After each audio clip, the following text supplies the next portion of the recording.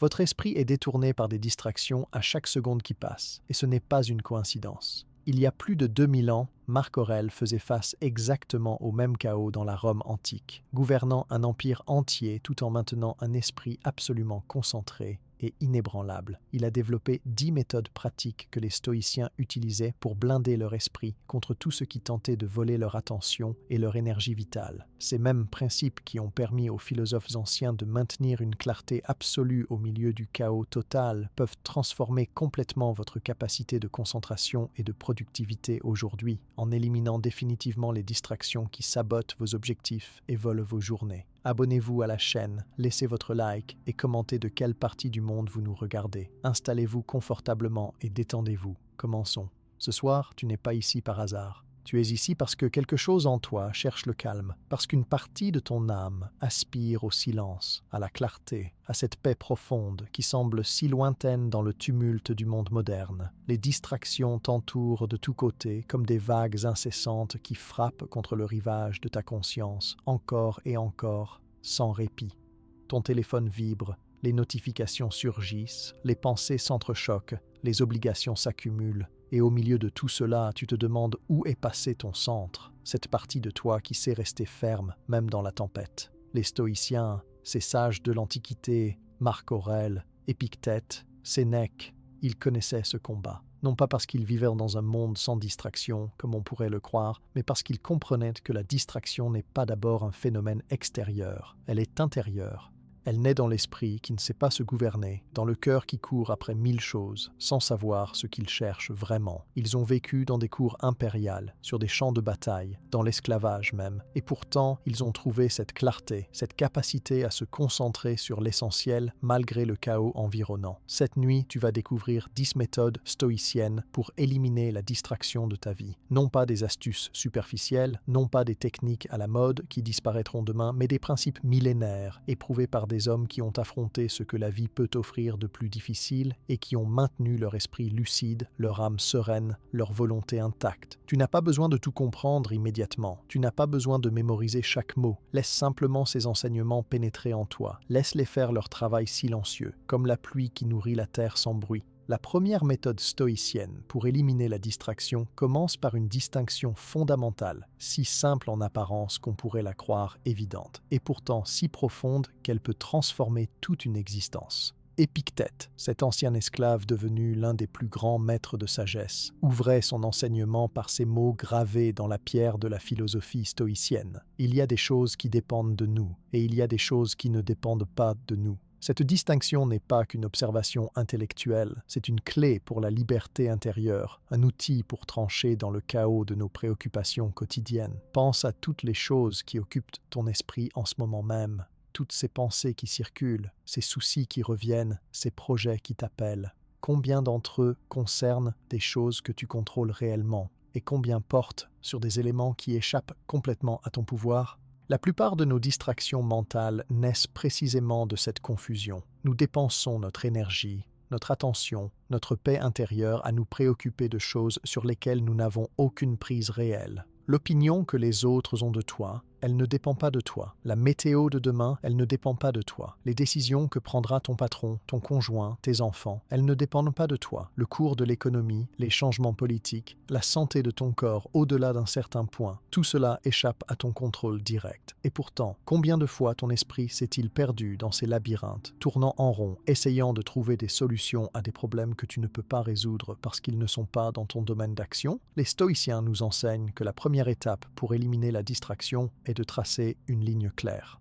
D'un côté, place tout ce qui dépend entièrement de toi, tes jugements, tes intentions, tes désirs, tes aversions, en un mot, tout ce qui relève de l'activité de ton âme, de ta volonté profonde. De l'autre côté, place tout le reste, le corps et ce qui lui arrive, les possessions matérielles, la réputation, les positions sociales et en général tout ce qui n'est pas ta propre action intérieure. Quand tu commences à appliquer cette distinction avec rigueur, quelque chose de remarquable se produit. Ton esprit, qui était dispersé entre 1000 objets d'inquiétude, commence à se rassembler. Tu réalises que la plupart des distractions qui te volaient ton attention n'avaient pas leur place dans ton champ de préoccupation. Tu ne peux pas contrôler si ton projet sera accepté, mais tu peux contrôler la qualité de ton travail. Tu ne peux pas contrôler si les gens t'apprécieront, mais tu peux contrôler ta conduite envers eux.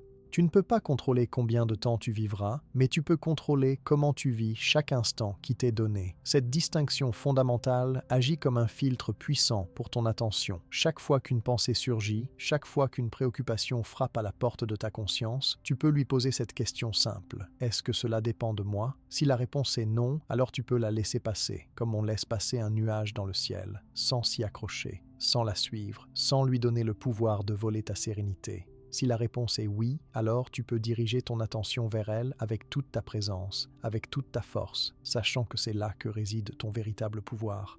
Marc Aurèle, dans ses méditations écrites souvent la nuit, dans sa tente de campagne alors qu'il menait des guerres aux frontières de l'Empire, revenait sans cesse à cette pratique. Il se rappelait à lui-même que tant de choses qui semblaient urgentes, importantes, dignes d'attention, n'étaient en réalité que des indifférents, des choses qui ne méritaient pas de troubler son esprit. Il écrivait pour se souvenir que son véritable domaine, son royaume intérieur, était bien plus petit que l'empire qu'il gouvernait, mais infiniment plus important. Ce royaume était son esprit, sa capacité à choisir ses pensées, ses réactions, ses valeurs. Imagine que tu appliques cette méthode dès maintenant, cette nuit même, avant de t'endormir. Passe en revue toutes les choses qui ont occupé ton esprit aujourd'hui. Écris-les mentalement sur 2 listes. Sur la première, place tout ce qui dépendait vraiment de toi. Sur la seconde, tout ce qui n'en dépendait pas. Tu découvriras probablement que la seconde liste est bien plus longue et que c'est précisément là que ton énergie s'est dispersée. Ce n'est pas un jugement, c'est une observation. Nous faisons tous cela constamment, parce que nous n'avons pas été entraînés à faire cette distinction.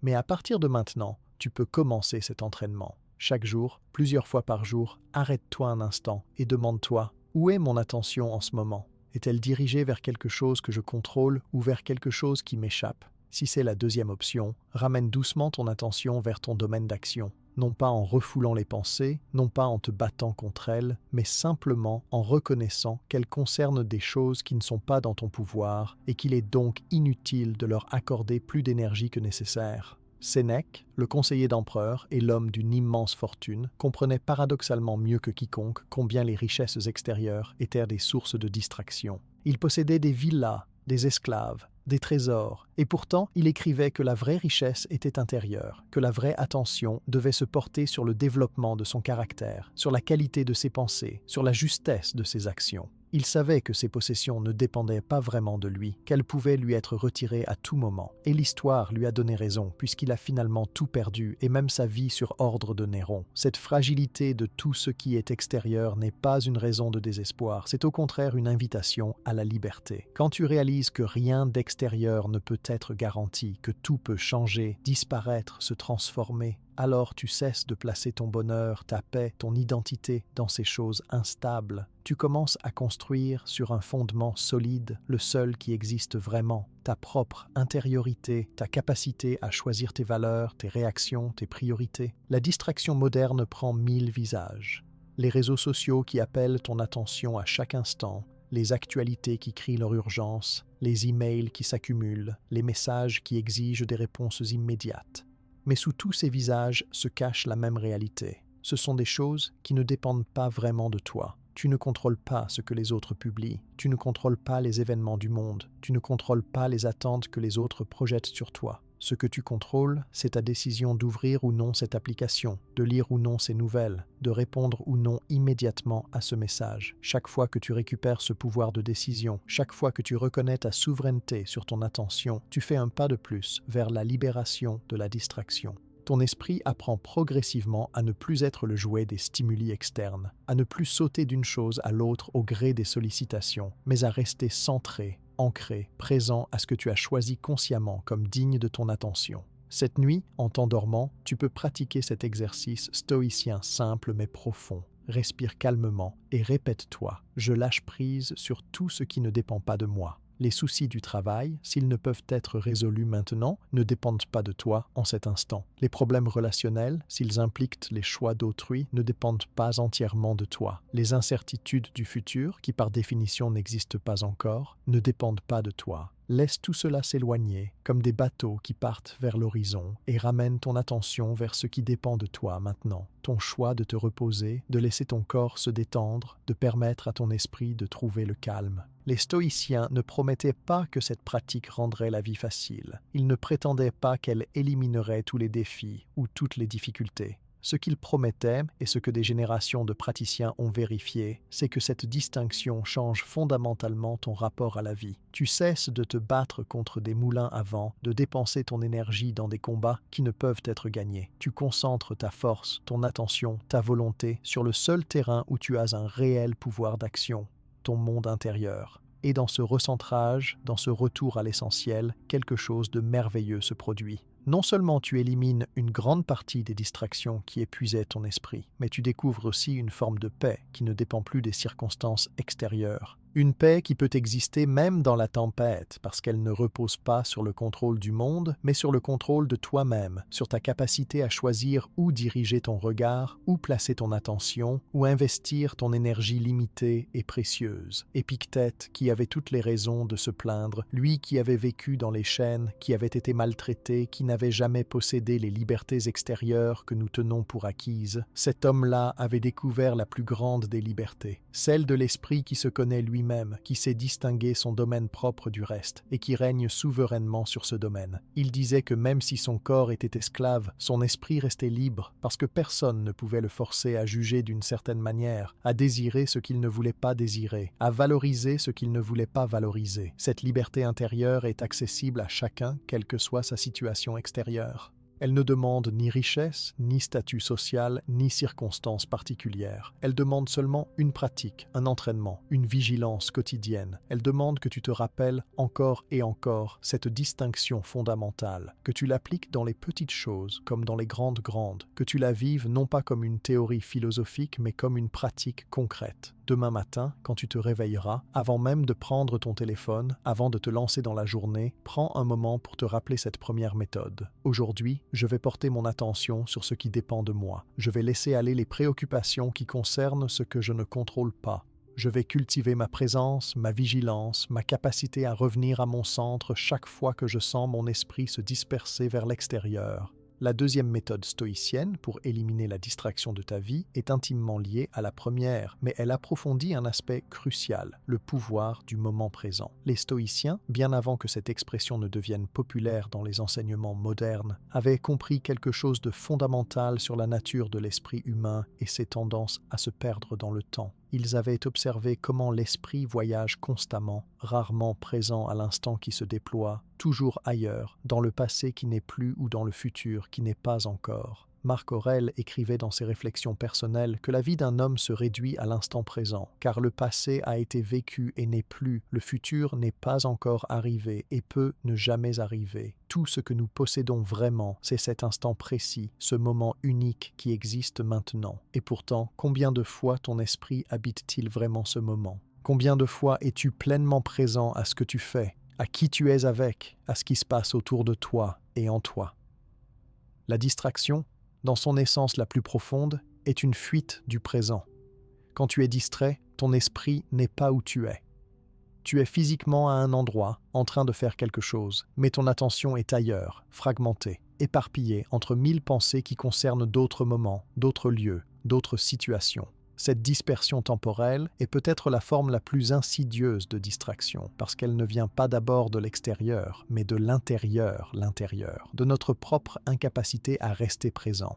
Pense à ta journée d'aujourd'hui. Combien de moments as-tu vraiment vécu avec toute ton attention? Quand tu as pris ton petit déjeuner, étais-tu présent au goût de la nourriture, ou ton esprit était-il déjà au travail, planifiant, anticipant, s'inquiétant? Quand tu as parlé avec quelqu'un, écoutais-tu vraiment? Ou préparais-tu déjà ta réponse? Ou pensais-tu à autre chose? Quand tu as marché, sentais-tu tes pieds toucher le sol, l'air sur ta peau? Ou étais-tu perdu dans tes pensées? Les stoïciens enseignaient que cette absence au présent n'est pas seulement une perte d'attention, c'est une perte de vie elle-même, parce que la vie ne se vit que dans le présent. Tout le reste n'est que mémoire ou imagination. Quand tu vis constamment dans le passé, ressassant ce qui a été, regrettant, analysant, tu perds le présent. Quand tu vis constamment dans le futur, planifiant, anticipant, craignant, tu perds également le présent. Et comme le présent est le seul moment où la vie se déroule réellement, tu passes à côté de ta propre existence. Sénèque exprimait cette idée avec une force particulière quand il écrivait sur la brièveté de la vie. Il observait que les gens se plaignent constamment que la vie est courte, mais en réalité, ce n'est pas la vie qui est courte, c'est notre utilisation de la vie qui est mauvaise. Nous gaspillons la majeure partie de notre temps, nous le laissons filer entre nos doigts.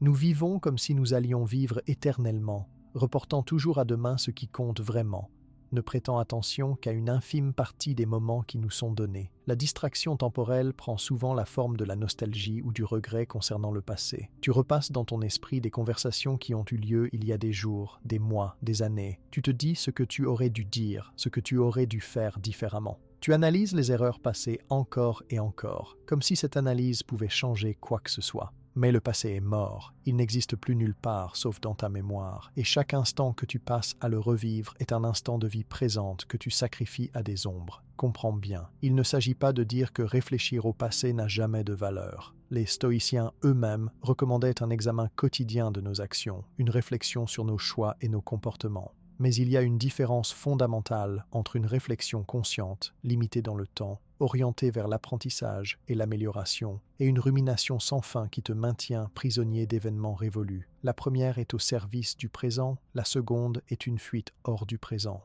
La distraction temporelle prend aussi la forme de l'anxiété concernant le futur. Ton esprit s'élance constamment en avant, imaginant des scénarios, préparant des conversations qui n'auront peut-être jamais lieu, s'inquiétant de problèmes qui n'existent pas encore et qui n'existeront peut-être jamais. Combien de tes inquiétudes se sont réellement matérialisées? Et même celles qui se sont matérialisées, ton inquiétude préalable a-t-elle changé quelque chose au résultat ou t'a-t-elle simplement fait souffrir 2 fois, une fois par anticipation et une fois dans les faits?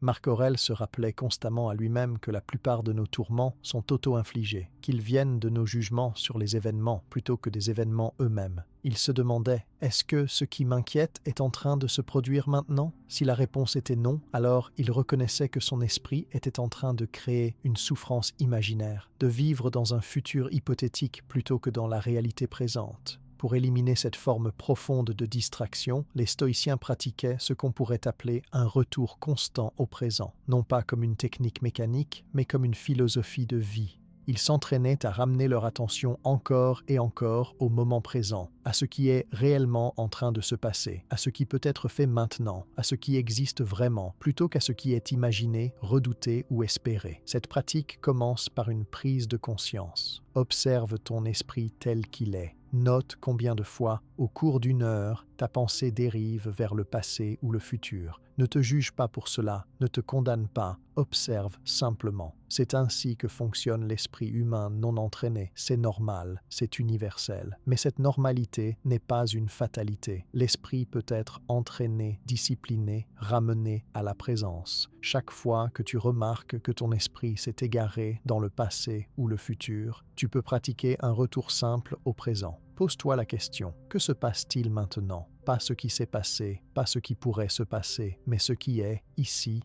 maintenant. Peut-être es-tu assis, peut-être respires-tu, peut-être entends-tu des sons autour de toi. Ces réalités simples et immédiates sont ton ancre dans le présent. Les stoïciens utilisaient souvent leur respiration comme point d'ancrage. Non pas dans des pratiques élaborées de méditation, mais simplement en prêtant attention au souffle qui entre et sort, cette fonction vitale qui se produit toujours et seulement dans le présent. Quand tu portes attention à ta respiration, tu ne peux pas être ailleurs que maintenant. La respiration ne peut pas se produire dans le passé ou le futur, elle est toujours présente. Une autre pratique stoïcienne pour cultiver la présence était l'attention aux sensations physiques. Épictète encourageait ses étudiants à remarquer les sensations de leur corps, non pas pour s'y attacher ou s'identifier à elles, mais comme un moyen de rester ancré dans la réalité immédiate. Quand tu sens tes pieds sur le sol, la température de l'air sur ta peau, la position de ton corps, tu es automatiquement ramené au présent. Cette capacité à rester présent n'est pas seulement un moyen d'éliminer la distraction, c'est aussi un moyen de vivre plus pleinement. Quand tu es présent, tu perçois des nuances que tu manques habituellement. Les couleurs semblent plus vives, les sons plus clairs, les expériences plus riches. Tu découvres que la vie ordinaire, vécue avec présence, est extraordinairement riche, alors que la vie vécue dans la distraction est terne et répétitive, peu importe combien d'expériences nouvelles tu accumules. Marc Aurèle pratiquait aussi ce qu'on pourrait appeler une attention microscopique au présent. Il se rappelait que même l'instant présent peut être divisé en parties de plus en plus petites et que même dans la durée d'un battement de cœur, il n'y a qu'un point infinitésimal qui est vraiment maintenant, le reste étant déjà passé ou pas encore arrivé. Cette réflexion n'était pas une abstraction philosophique, c'était un exercice pratique pour affiner sa présence, pour réaliser combien le présent est précieux, précisément parce qu'il est si bref, si fugace, si unique. Quand tu comprends vraiment que chaque instant est unique et ne reviendra jamais, exactement tel qu'il est, ta relation au présent change. Tu cesses de le traiter comme quelque chose d'ordinaire, quelque chose qui sera toujours là. Tu commences à accorder à chaque moment l'attention qu'il mérite, sachant que cet instant précis, avec ses caractéristiques particulières, ses possibilités uniques, n'existera plus jamais une fois qu'il sera passé. Les stoïciens reliaient aussi cette pratique de la présence à leur méditation sur la mort. Ils se rappelaient régulièrement que la mort peut venir à tout moment, que ce jour pourrait être le dernier, que cette conversation pourrait être la dernière avec cette personne. Non pas pour cultiver une morbidité ou une anxiété, mais pour donner à chaque instant son poids réel, pour cesser de vivre comme s'il y avait toujours un temps infini devant nous. Imagine que tu saches que demain tu ne seras plus là. Comment vivrais-tu aujourd'hui? Comment vivrais-tu cet instant présent? Probablement avec beaucoup plus de présence, beaucoup plus d'attention, beaucoup plus de gratitude. Les stoïciens suggéraient de vivre chaque jour, chaque instant, avec cette conscience, non pas de manière dramatique, mais avec une conscience tranquille de la fragilité et de la préciosité du temps qui nous est donné. Cette nuit, pendant que tu te prépares au sommeil, tu peux pratiquer cette présence d'une manière particulièrement douce et naturelle. Au lieu de laisser ton esprit vagabonder vers les soucis de demain ou les regrets d'hier, tu peux simplement être présent aux sensations de ton corps qui se détend, à la chaleur de ta couverture, au confort de ton lit, au rythme de ta respiration qui ralentit progressivement. Tu peux remarquer comment chaque inspiration et chaque expiration te ramènent ici, maintenant, dans ce moment de repos et de paix. Les stoïciens comprenaient que le sommeil lui-même est une forme de présence particulière, un lâcher-prise des préoccupations temporelles, un abandon dans l'instant. Quand tu dors profondément, tu n'es ni dans le passé ni dans le futur, tu es simplement dans l'existence pure.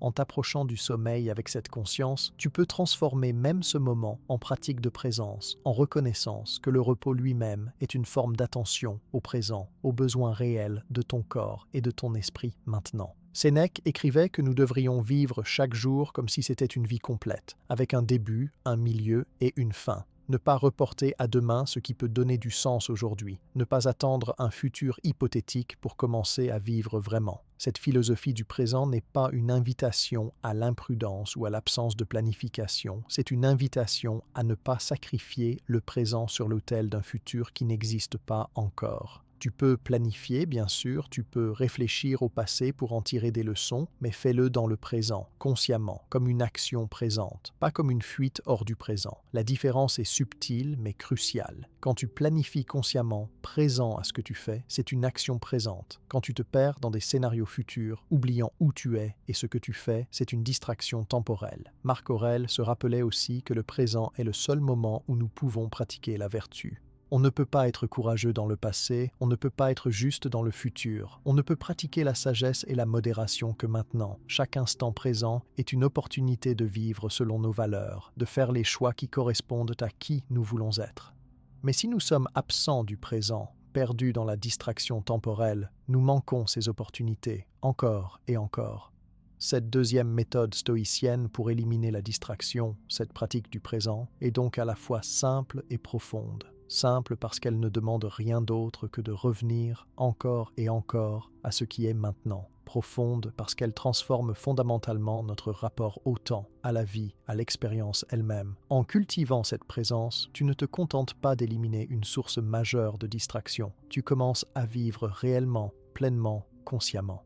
La troisième méthode stoïcienne pour éliminer la distraction de ta vie touche au cœur même de la condition humaine moderne, notre relation au désir et aux impulsions. Les stoïciens avaient un terme pour cela. Il parlait de la discipline du désir, et cette discipline est peut-être l'antidote le plus puissant contre les forces qui dispersent notre attention et fragmentent notre existence. Pour comprendre cette méthode, il faut d'abord reconnaître une vérité inconfortable. La plupart de nos distractions ne nous sont pas imposées de l'extérieur. Nous les recherchons activement, poussés par des désirs que nous n'avons jamais vraiment examinés. Regarde autour de toi, observe ton propre comportement avec honnêteté. Combien de fois prends-tu ton téléphone sans raison particulière, poussé simplement par une impulsion, un désir vague de stimulation, de nouveauté, de connexion, de distraction? Combien de fois commences-tu une tâche pour te retrouver rapidement à faire autre chose, attiré par le chant des sirènes de l'Internet, des médias sociaux, des actualités sans fin? Ces moments ne sont pas des accidents, ils sont l'expression de désirs non disciplinés, d'impulsions que nous suivons automatiquement sans jamais les questionner. Épictète enseignait que la liberté véritable ne consiste pas à obtenir tout ce que nous désirons, mais à désirer uniquement ce qui est en notre pouvoir et conforme à la nature. Cette distinction peut sembler abstraite, mais elle est d'une importance pratique immense. La plupart de nos désirs modernes sont orientés vers des objets extérieurs, des choses que nous ne contrôlons pas vraiment, des états que nous ne pouvons pas garantir. Nous désirons être riches, célèbres, admirés, confortables, stimulés en permanence. Et parce que ces désirs portent sur des choses hors de notre contrôle,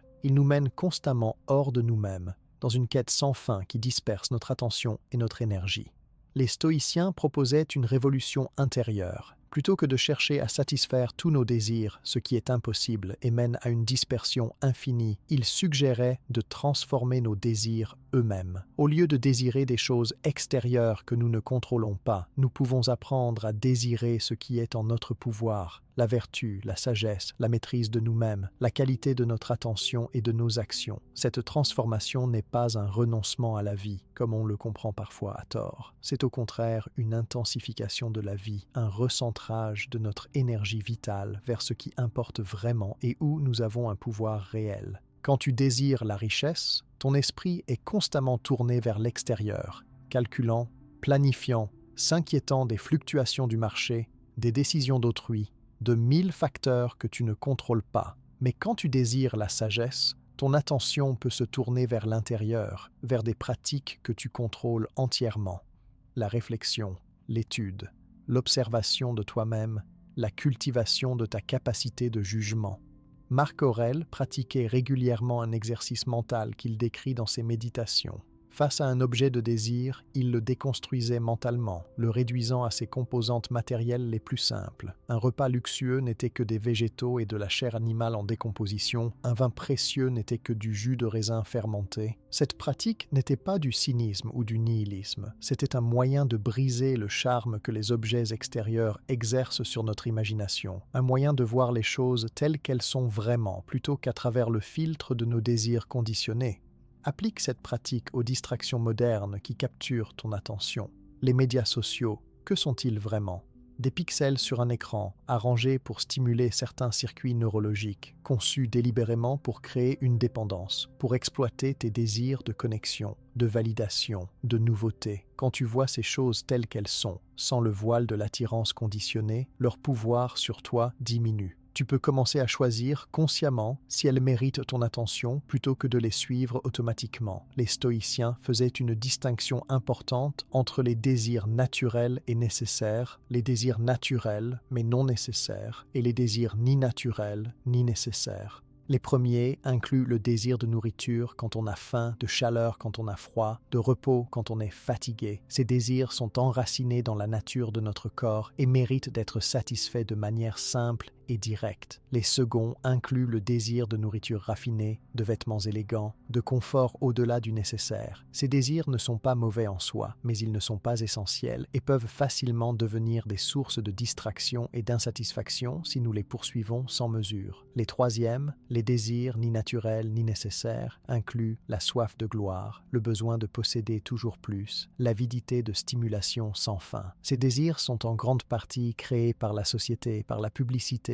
par la comparaison avec autrui. Ils n'ont pas de limite naturelle et leur poursuite mène à une dispersion infinie de notre attention et de notre énergie. Les stoïciens recommandaient d'examiner nos désirs avec soin et d'éliminer ou de minimiser autant que possible ceux de cette troisième catégorie. Cette discipline du désir n'est pas quelque chose qui s'accomplit en un jour, c'est une pratique de toute une vie. Mais tu peux commencer dès maintenant, cette nuit même, par un exercice simple. Avant de dormir, passe en revue ta journée et identifie les moments où ton attention a été capturée par des désirs. Ne te juge pas, observe simplement à quel type de désir répondaient ces moments. Étaient-ils naturels et nécessaires, naturels mais non nécessaires, ou ni l'un ni l'autre? Sénèque écrivait longuement sur le danger de ce qu'il appelait les désirs sans fond. Il observait comment les personnes riches désirent toujours plus de richesse, comment celles qui recherchent le plaisir ne sont jamais satisfaites, comment la poursuite de la gloire ne connaît pas de fin.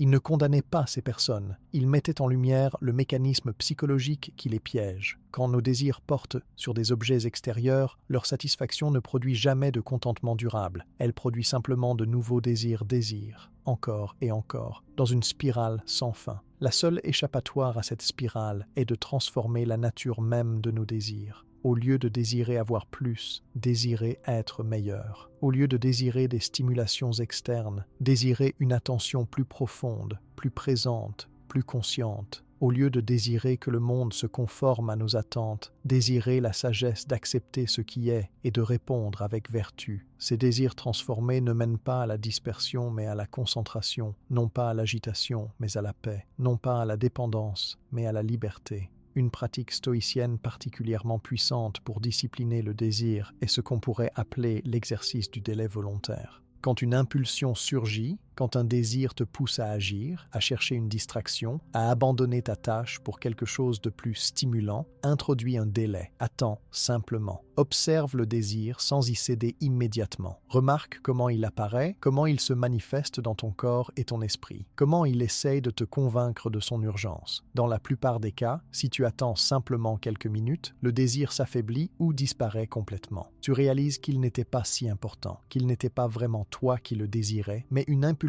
conditionnée, un circuit neurologique habituel. En introduisant ce délai, en créant un espace entre le stimulus et la réponse, tu récupères ta liberté de choix. Tu passes de la réaction automatique à l'action consciente. Les stoïciens comprenaient aussi que beaucoup de nos désirs sont amplifiés par l'imagination. Nous imaginons à quel point ce sera merveilleux d'obtenir cet objet, de vivre cette expérience, d'atteindre ce but. Notre imagination embellit la réalité future, la charge d'émotions positives, et cette image idéalisée exerce une attraction puissante sur notre attention. Mais l'imagination est souvent trompeuse. La satisfaction réelle d'un désir est rarement à la hauteur de ce que nous avions imaginé, et pourtant nous tombons dans le même piège encore et encore. Marc Aurèle se rappelait régulièrement que même les empereurs romains qui possédaient tout ce que le monde pouvait offrir n'étaient pas heureux, que la richesse et le pouvoir ne garantissaient pas la tranquillité d'esprit. Il utilisait ces exemples non pas pour se déprécier lui-même, mais pour se rappeler que le bonheur ne peut pas être trouvé dans les objets de désir extérieur, aussi prestigieux ou agréables soient-ils. Le bonheur, la paix, la clarté d'esprit ne peuvent venir que de l'intérieur, d'une relation saine avec nos propres désirs. Cette nuit, en t'endormant, tu peux pratiquer un exercice de désir conscient. Plutôt que de lutter contre tous les désirs ou de leur céder automatiquement, choisis consciemment ce que tu désires vraiment. Désire un sommeil réparateur, désire la sagesse qui viendra demain de tes expériences, désire la force de faire face avec vertu à ce que la vie t'apportera. Ces désirs ne te dispersent pas, ils te centrent. Ils n'épuisent pas ton énergie, ils la focalisent. Ils ne créent pas de dépendance, ils cultivent la liberté. Épictète enseignait à ses étudiants que nous devons traiter nos désirs comme nous traiterions un chien sauvage. Si tu laisses un chien sauvage entrer dans ta maison et prendre le contrôle, ta maison devient chaos. Mais si tu prends le temps de domestiquer le chien, de l'entraîner, de lui apprendre quand il peut entrer et quand il doit rester dehors, alors le chien devient un compagnon fidèle plutôt qu'une source de problèmes. Nos désirs sont semblables. Non entraînés, ils créent le chaos et la distraction dans nos vies. Disciplinés, ils peuvent nous servir. La discipline du désir n'est pas la suppression du désir, c'est sa transformation, sa maturation, son alignement avec ce qui est vraiment bon pour nous. c'est apprendre à désirer ce qui est en accord avec notre nature profonde, avec notre potentiel de sagesse et de vertu, plutôt que de suivre aveuglément les impulsions créées par la publicité, par la comparaison sociale, par l'habitude non examinée. C'est peut-être la pratique la plus libératrice que les stoïciens nous ont transmise, car elle nous offre la possibilité de devenir vraiment maîtres de nous-mêmes.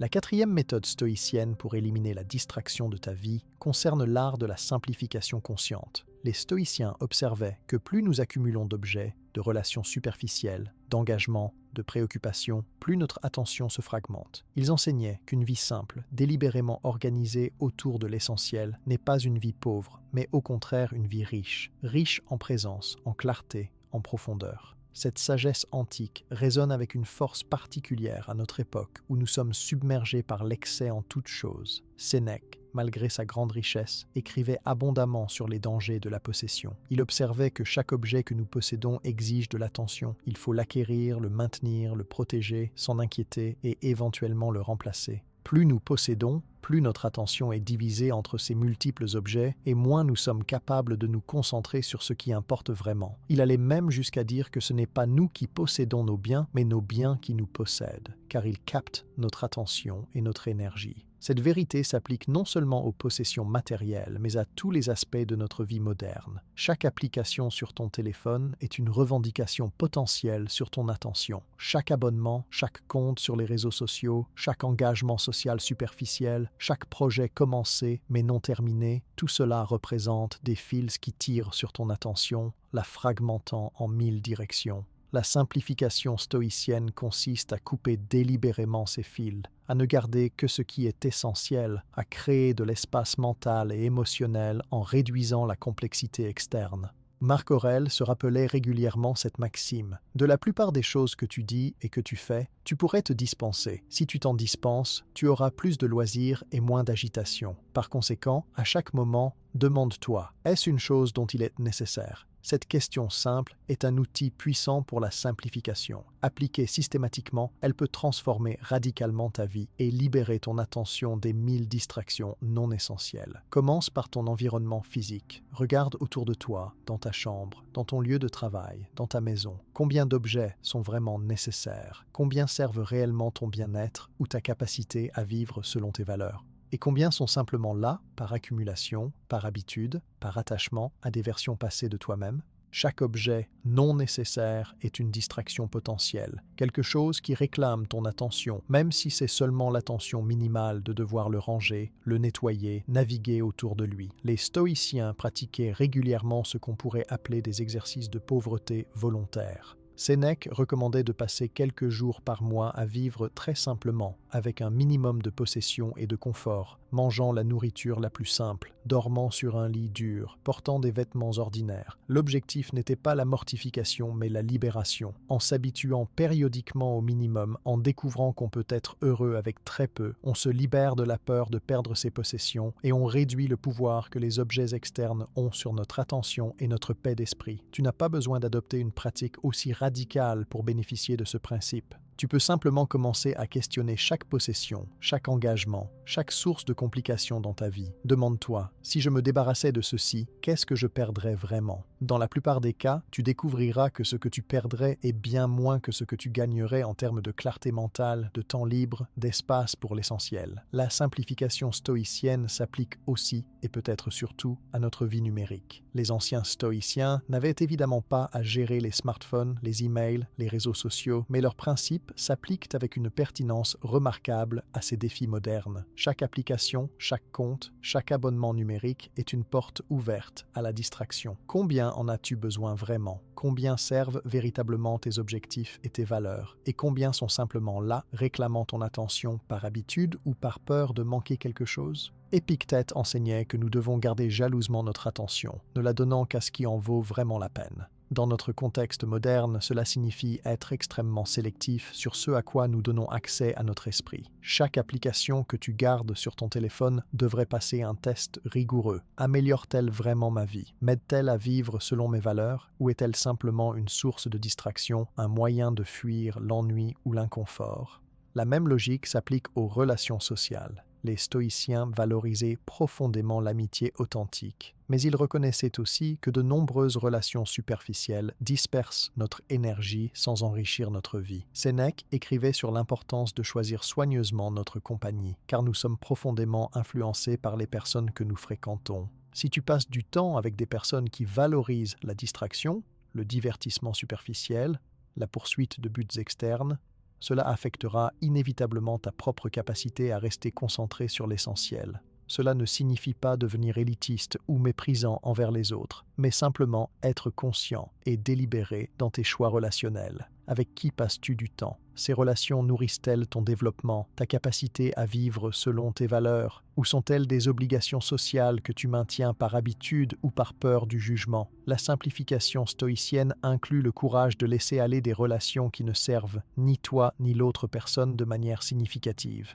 Marc Aurèle notait aussi l'importance de simplifier nos pensées et nos jugements. Nous avons tendance à compliquer les choses, à ajouter des couches d'interprétation, d'émotion, de jugement à des situations qui sont en elles-mêmes assez simples. Un événement se produit et immédiatement notre esprit construit toute une histoire autour, imaginant des implications, des significations, des conséquences. Cette complexification mentale est une source majeure de distraction et d'agitation. Les stoïciens pratiquaient ce qu'on pourrait appeler une philosophie de la perception nue. Quand quelque chose se produit, essaie d'abord de le voir tel qu'il est, sans ajouter immédiatement tes interprétations et tes jugements. Quelqu'un t'a dit quelque chose de déplaisant, c'est un fait. Des sons sont sortis de sa bouche, organisés en mots avec certaines significations. Tout le reste, le fait que ce soit insultant, blessant, intentionnellement méchant, tout cela vient de ton interprétation, de ton jugement. En simplifiant ta perception, en la réduisant aux faits nus avant d'ajouter des interprétations, tu réduis considérablement la charge émotionnelle et l'agitation mentale que les événements peuvent créer. Cette pratique de simplification de la perception est particulièrement utile face aux stimuli modernes. Les actualités, les médias sociaux, la publicité, tout cela est conçu pour provoquer des réactions émotionnelles fortes, pour capturer ton attention par le sensationnalisme, l'outrage, la peur, le désir. Mais si tu apprends à voir ces choses pour ce qu'elles sont vraiment, des images et des mots arrangés pour manipuler tes émotions, leur pouvoir sur toi diminue. Tu peux choisir consciemment ce qui mérite ton attention émotionnelle et ce qui peut être simplement observé puis laissé de côté. Sénèque recommandait aussi de simplifier notre emploi du temps. Nous avons tendance à remplir chaque moment de notre journée, à planifier des activités dos à dos, à nous maintenir constamment occupés. Cette occupation constante crée une illusion d'importance, une sensation d'être productif, mais en réalité, elle ne fait que disperser notre attention et notre énergie. Les stoïciens valorisaient les moments de loisir, non pas pour le divertissement, mais pour la réflexion, pour la contemplation, pour l'intégration de nos expériences. Crée délibérément des espaces vides dans ta journée, des moments où tu n'as rien de prévu, où tu peux simplement être, observer, réfléchir. Ces moments peuvent sembler improductifs dans une logique moderne d'efficacité, mais en réalité, ils sont essentiels pour maintenir la clarté d'esprit et la capacité d'attention profonde. Un esprit constamment occupé devient superficiel, incapable de concentration prolongée, réactif plutôt que réfléchi. La simplification stoïcienne s'étend aussi à nos objectifs et ambitions. Nous avons tendance à accumuler des objectifs, des projets, des aspirations, comme nous accumulons des objets. Nous voulons accomplir 1000 choses, devenir compétents dans 1000 domaines, vivre 1000 expériences. Mais cette dispersion d'objectifs garantit que nous n'excellerons dans rien, que nous resterons superficiels partout. Les stoïciens recommandèrent de se concentrer sur un petit nombre d'objectifs vraiment importants, alignés avec nos valeurs fondamentales, et de leur donner toute notre attention et notre énergie. Épictète disait à ses étudiants « Si tu veux progresser dans la philosophie, abandonne toutes ces pensées du type « Si je néglige mes affaires, je n'aurai pas de quoi vivre. Si je ne punis pas mon serviteur, il deviendra mauvais. Il vaut mieux mourir de faim, mais libre d'inquiétude et de crainte, que vivre dans l'abondance avec un esprit troublé. » Cette affirmation peut sembler extrême, mais elle pointe vers une vérité importante. La simplification externe peut demander des sacrifices, mais ces sacrifices sont minimes comparés aux gains en clarté, en paix, en liberté intérieure. Tu n'as probablement pas besoin de sacrifices aussi dramatiques, mais tu peux commencer petit. Choisis une zone de ta vie où tu peux simplifier. Peut-être ton téléphone en supprimant toutes les applications non essentielles. Peut-être ta chambre en donnant ou jetant tout ce dont tu n'as pas vraiment besoin. Peut-être ton agenda en annulant des engagements qui ne servent pas vraiment tes valeurs ou ton bien-être. Chaque acte de simplification est un acte de libération, une récupération de ton attention dispersée. Cette nuit, en te préparant au sommeil, remarque combien il est plus facile de se détendre dans un environnement simple, ordonné, débarrassé de l'excès. De la même manière, un esprit simplifié, débarrassé des préoccupations non essentielles, peut trouver le repos plus facilement. La simplification n'est pas un sacrifice, c'est un cadeau que tu te fais à toi-même, le cadeau de l'espace, de la clarté, de la capacité de porter ton attention là où elle compte vraiment. La 5e méthode stoïcienne pour éliminer la distraction de ta vie est une pratique quotidienne que Marc Aurèle et Sénèque considéraient comme essentielle, l'examen de conscience. Cette discipline, pratiquée chaque soir avant de dormir, consiste à passer en revue ta journée avec un regard honnête et bienveillant, à identifier les moments où tu as agi selon tes valeurs et ceux où tu t'es laissé emporter par la distraction ou l'impulsivité. Loin d'être un exercice de culpabilisation, c'est un outil puissant pour développer la conscience de soi et progressivement transformer tes habitudes d'attention. Sénèque décrivait sa pratique de l'examen du soir dans ses lettres à Lucilius. Chaque nuit, après que sa femme s'était endormie, il passait en revue toute sa journée, examinant ses paroles, ses actes, ses pensées. Il se posait des questions précises. Qu'ai-je fait aujourd'hui? Qu'ai-je omis de faire? Comment me suis-je comporté? Où aurais-je pu mieux faire? Cette pratique n'était pas faite pour se flageller ou se juger sévèrement, mais pour apprendre, pour progresser, pour devenir plus conscient de ses propres schémas de comportement. Appliquée à la question de la distraction, cette pratique de l'examen du soir devient un outil extraordinairement efficace. Chaque nuit, avant de dormir, tu peux passer en revue ta journée en te posant des questions spécifiques sur ton attention. Quand mon esprit a-t-il été vraiment présent aujourd'hui? Quand ai-je été distrait? Qu'est-ce qui a capturé mon attention contre ma volonté? Quelle distraction ai-je activement recherchée? Dans quel moment ai-je été capable de résister à la tentation de la distraction? L'objectif n'est pas de te juger durement ou de te sentir coupable, mais simplement de voir clairement. La conscience est le premier pas vers le changement. Si tu n'es pas conscient de tes schémas de distraction, tu ne peux pas les transformer. Mais quand tu commences à les observer régulièrement, avec honnêteté et sans jugement excessif, ils deviennent visibles, et ce qui est visible peut être changé. Tu commences à remarquer des patterns. Peut-être que tu te distrais particulièrement à certains moments de la journée, ou quand tu fais certaines tâches, ou quand tu ressens certaines émotions. Marc Aurèle insistait sur l'importance de cet examen, non pas pour se condamner, mais pour se corriger doucement, comme un père bienveillant corrigerait son enfant. Quand tu identifies un moment de distraction, tu peux te demander qu'est-ce qui s'est passé, qu'est-ce qui a déclenché cette distraction. Était-ce l'ennui, l'inconfort, l'anxiété, le désir de stimulation? En identifiant les déclencheurs, tu peux commencer à les anticiper et à préparer des réponses plus conscientes pour l'avenir. Cette pratique de l'examen du soir crée aussi une forme de conclusion psychologique de la journée. Au lieu de laisser les événements du jour tourner indéfiniment dans ton esprit, tu les passes en revue de manière structurée, puis tu les laisses aller. C'est comme fermer les chapitres d'un livre avant de passer au suivant. Cette conclusion aide l'esprit à se détacher, à se préparer au repos, à ne pas transporter les préoccupations de la journée dans le sommeil. Les stoïciens comprenaient que l'insomnie vient souvent d'un esprit qui n'a pas su clore la journée, qui continue à revivre, à analyser, à s'inquiéter. La structure de l'examen stoïcien peut être simple. Tu peux te poser 3 questions principales. Premièrement, qu'est-ce que j'ai bien fait aujourd'hui? C'est important de commencer par le positif, de reconnaître les moments où tu as agi selon tes valeurs, où ton attention a été présente, où tu as fait des choix conscients. Cette reconnaissance renforce les comportements positifs et évite que l'exercice ne devienne uniquement critique. Deuxièmement, qu'est-ce que j'aurais pu faire mieux? Ici, tu identifies avec honnêteté, mais sans cruauté, les moments où tu t'es écarté de tes intentions, où la distraction a pris le dessus, où tu as agi impulsivement. Troisièmement, que vais-je faire différemment demain?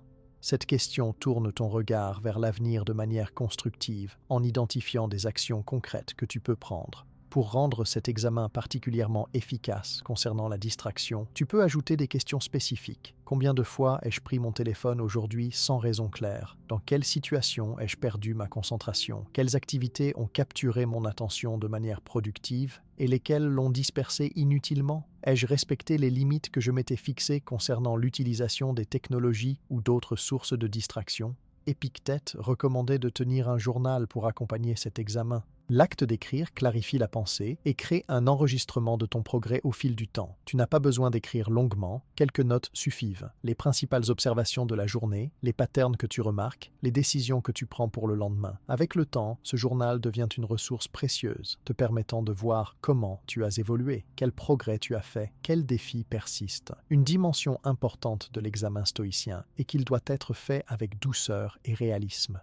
Les stoïciens n'attendaient pas la perfection d'eux-mêmes. Ils savaient qu'ils étaient humains, sujets aux erreurs, aux faiblesses, aux moments de distraction et d'inattention. L'examen du soir n'est pas censé révéler une liste d'échecs qui te démoralise, mais plutôt offrir une compréhension claire de où tu es et vers où tu veux aller. Sénèque disait qu'il se trouvait chaque jour des choses à corriger, mais qu'il approchait cet examen avec l'attitude d'un juge qui est aussi un ami, ferme mais compatissant. Cette pratique de l'examen a aussi l'avantage de créer un rituel de transition entre le jour et la nuit.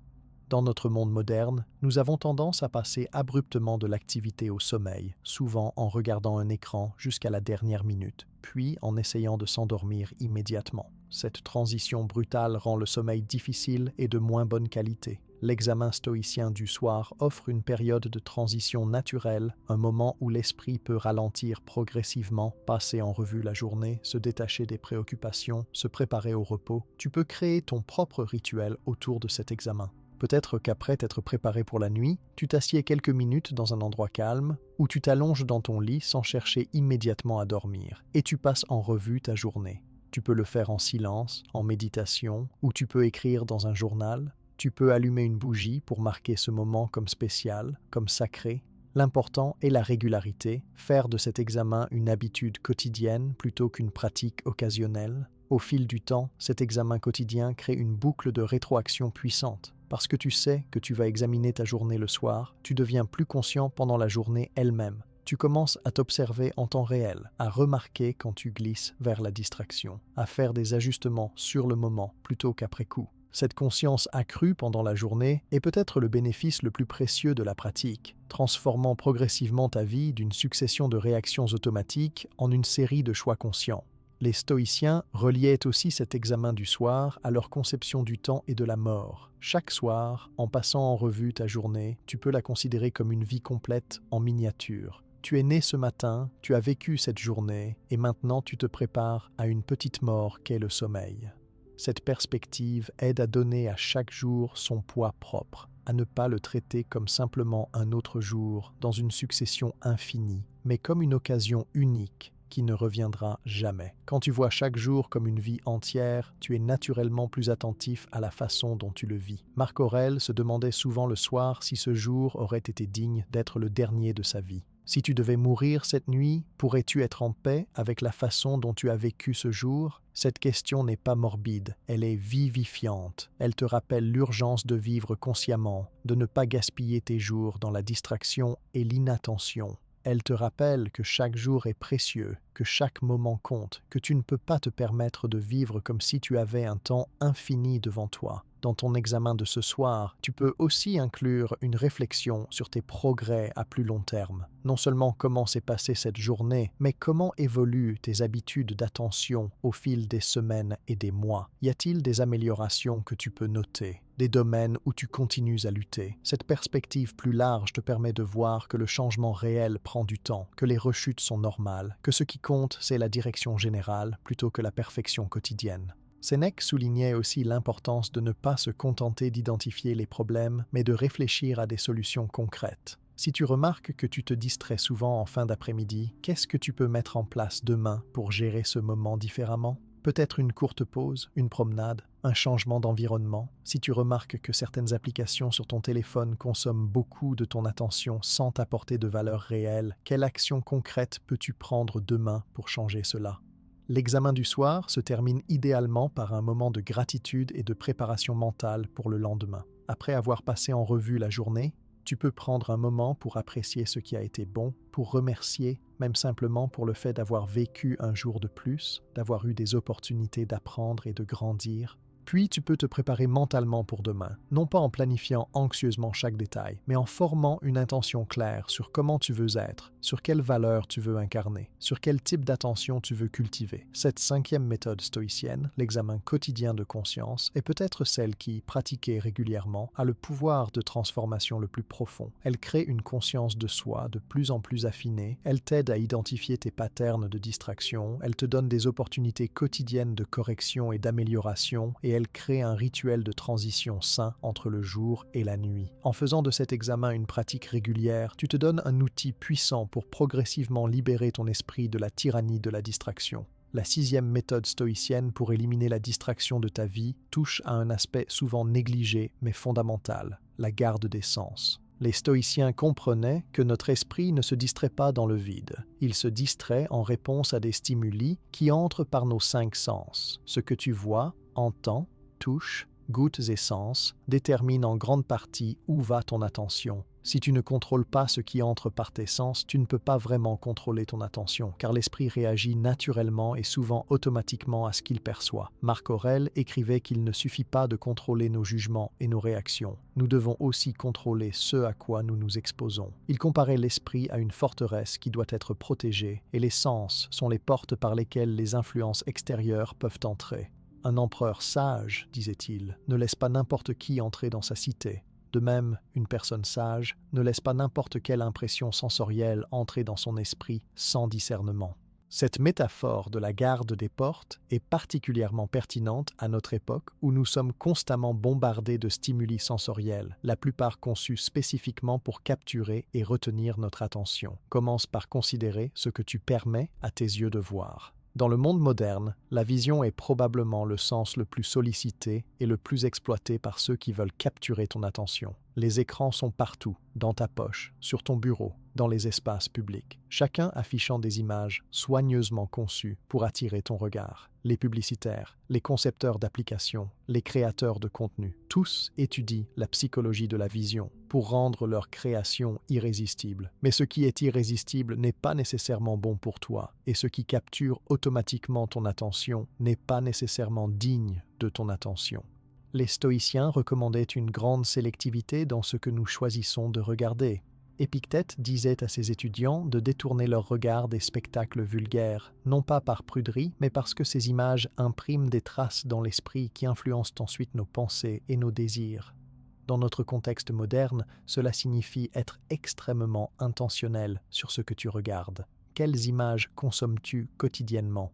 Quel contenu vidéo regardes-tu? Quel flux d'images défile sur tes réseaux sociaux? Chacune de ces images laisse une impression, aussi légère soit-elle, et l'accumulation de ces impressions façonne ta vision du monde, tes désirs, tes anxiétés, la direction de tes pensées. Une pratique stoïcienne moderne de la garde de la vue pourrait consister à faire un jeûne visuel périodique. Choisis un jour, ou même juste quelques heures, pendant lesquelles tu limites drastiquement ce que tu permets à tes yeux de voir.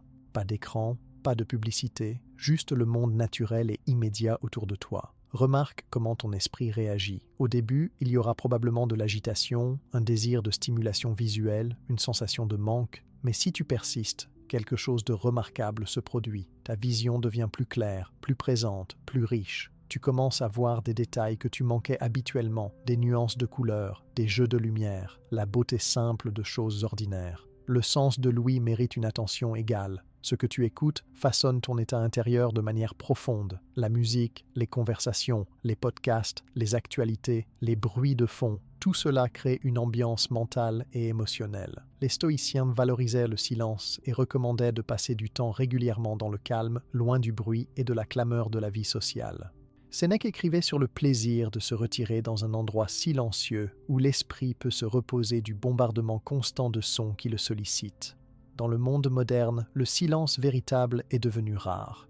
Nous sommes constamment entourés de bruit, de la musique de fond dans les magasins aux conversations téléphoniques dans les transports publics, des notifications de nos appareils aux klaxons de la circulation. Beaucoup de gens sont devenus si habitués au bruit constant qu'ils se sentent inconfortables dans le silence. Ils ont besoin d'avoir quelque chose qui joue en arrière-plan, une radio, une télévision, un podcast, n'importe quoi pour remplir le vide sonore. Mais ce que les stoïciens comprenaient, c'est que le silence n'est pas un vide, c'est un espace. C'est dans le silence que l'esprit peut entendre ses propres pensées, que tu peux avoir accès à ta sagesse intérieure, que tu peux réellement réfléchir plutôt que simplement réagir. Le bruit constant crée une agitation mentale constante, une impossibilité de se concentrer profondément, une fragmentation de l'attention. Le silence, au contraire, favorise la concentration, la contemplation, la clarté. Tu peux commencer à garder ton sens de l'ouïe en créant délibérément des périodes de silence dans ta journée. Peut-être le matin avant que la journée ne commence vraiment, ou le soir en revenant du travail, ou avant de dormir.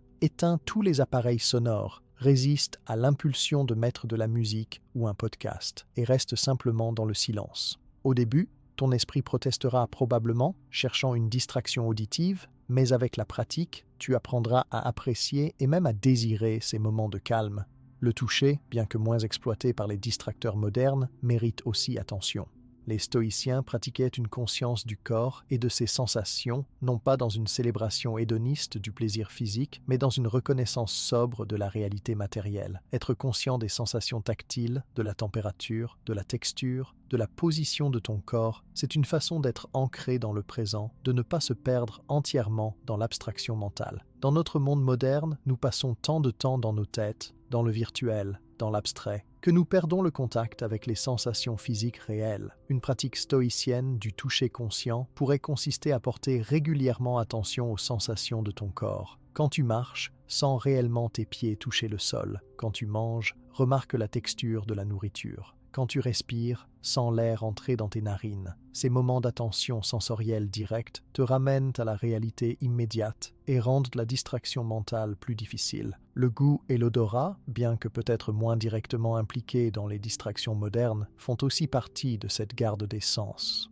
Les stoïciens pratiquaient une simplicité délibérée dans leur alimentation, non pas par ascétisme extrême, mais pour éviter que la poursuite de plaisirs gustatifs ne devienne une distraction et une source d'esclavage. Épictète enseignait que nous devrions manger pour vivre plutôt que vivre pour manger, que la nourriture devrait être simple et suffisante plutôt qu'élaborée et excessive. Cette approche de la nourriture a des implications sur l'attention. Quand tu manges avec conscience, portant attention au goût et aux textures, mangeant lentement et avec présence, le repas devient un moment d'ancrage dans le présent plutôt qu'une activité de fond faite en regardant un écran ou en pensant à autre chose. La pratique moderne de manger en faisant autre chose, de regarder la télévision ou de scroller sur son téléphone pendant les repas est une parfaite illustration de comment la distraction envahit même les moments qui pourraient être des points d'ancrage dans le présent. Marc Aurèle recommandait un exercice de désenchantement sensoriel que nous avons mentionné précédemment, mais qui mérite d'être approfondi ici. Quand tu es attiré par quelque chose de beau ou de plaisant, déconstruis-le mentalement en ses composantes matérielles simples.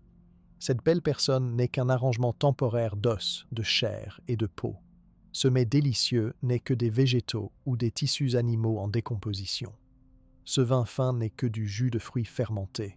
Cette pratique n'est pas du cynisme, c'est un antidote à l'enchantement excessif, à la tyrannie que les objets sensoriels peuvent exercer sur notre attention et nos désirs. Quand tu vois les choses telles qu'elles sont matériellement, sans l'embellissement de ton imagination et de tes désirs conditionnés, elles perdent leur pouvoir de te distraire et de te dominer. Tu peux alors choisir consciemment d'apprécier quelque chose pour ce que c'est vraiment, plutôt que d'être entraîné malgré toi par une attraction irrésistible. C'est la différence entre apprécier un bon repas en pleine conscience et être esclave de la gourmandise, entre admirer la beauté et en être obsédé au point de perdre ton équilibre. La garde des sens implique aussi de créer un environnement qui soutient plutôt qu'il ne sabote ton attention. Les stoïciens ne vivaient évidemment pas dans des environnements qu'ils pouvaient contrôler complètement, mais ils choisissaient quand c'était possible des lieux et des situations qui favorisaient la clarté d'esprit plutôt que la distraction. Dans ton contexte moderne, tu as probablement plus de contrôle sur ton environnement que n'en avaient les anciens, et tu peux l'utiliser stratégiquement. Regarde ton lieu de vie, ton lieu de travail. Qu'est-ce qui sollicite constamment tes sens d'une manière qui disperse ton attention ? Peut-être un téléviseur qui est toujours allumé, ou un téléphone qui est toujours visible et donc constamment tentant, ou un bureau encombré qui présente des stimuli visuels chaotiques. Tu peux délibérément organiser ton environnement pour minimiser les distractions sensorielles. Range ton téléphone hors de vue quand tu veux te concentrer. Crée un espace de travail sobre et ordonné. Élimine les sources de bruit de fond quand tu as besoin de clarté mentale. Les stoïciens pratiquaient aussi ce qu'on pourrait appeler un jeûne sensoriel périodique plus radical. Sénèque recommandait de passer quelques jours par mois dans des conditions spartanes, se retirant dans un endroit simple, mangeant peu et simplement s'exposant à moins de stimulation sensorielle. Cette pratique avait plusieurs objectifs: s'habituer à l'inconfort pour ne pas en avoir peur, réduire les désirs en découvrant qu'on peut être heureux avec peu, et donner aux sens un repos qui affine ensuite leur sensibilité. Tu n'as pas besoin d'adopter une pratique aussi extrême pour bénéficier de ce principe.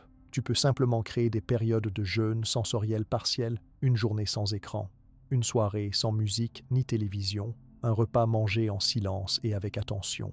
Ces micro-pratiques entraînent progressivement ta capacité à contrôler ce que tu laisses entrer par tes sens, à ne pas être constamment à la merci de stimuli externes, à créer un espace intérieur de calme même dans un monde bruyant.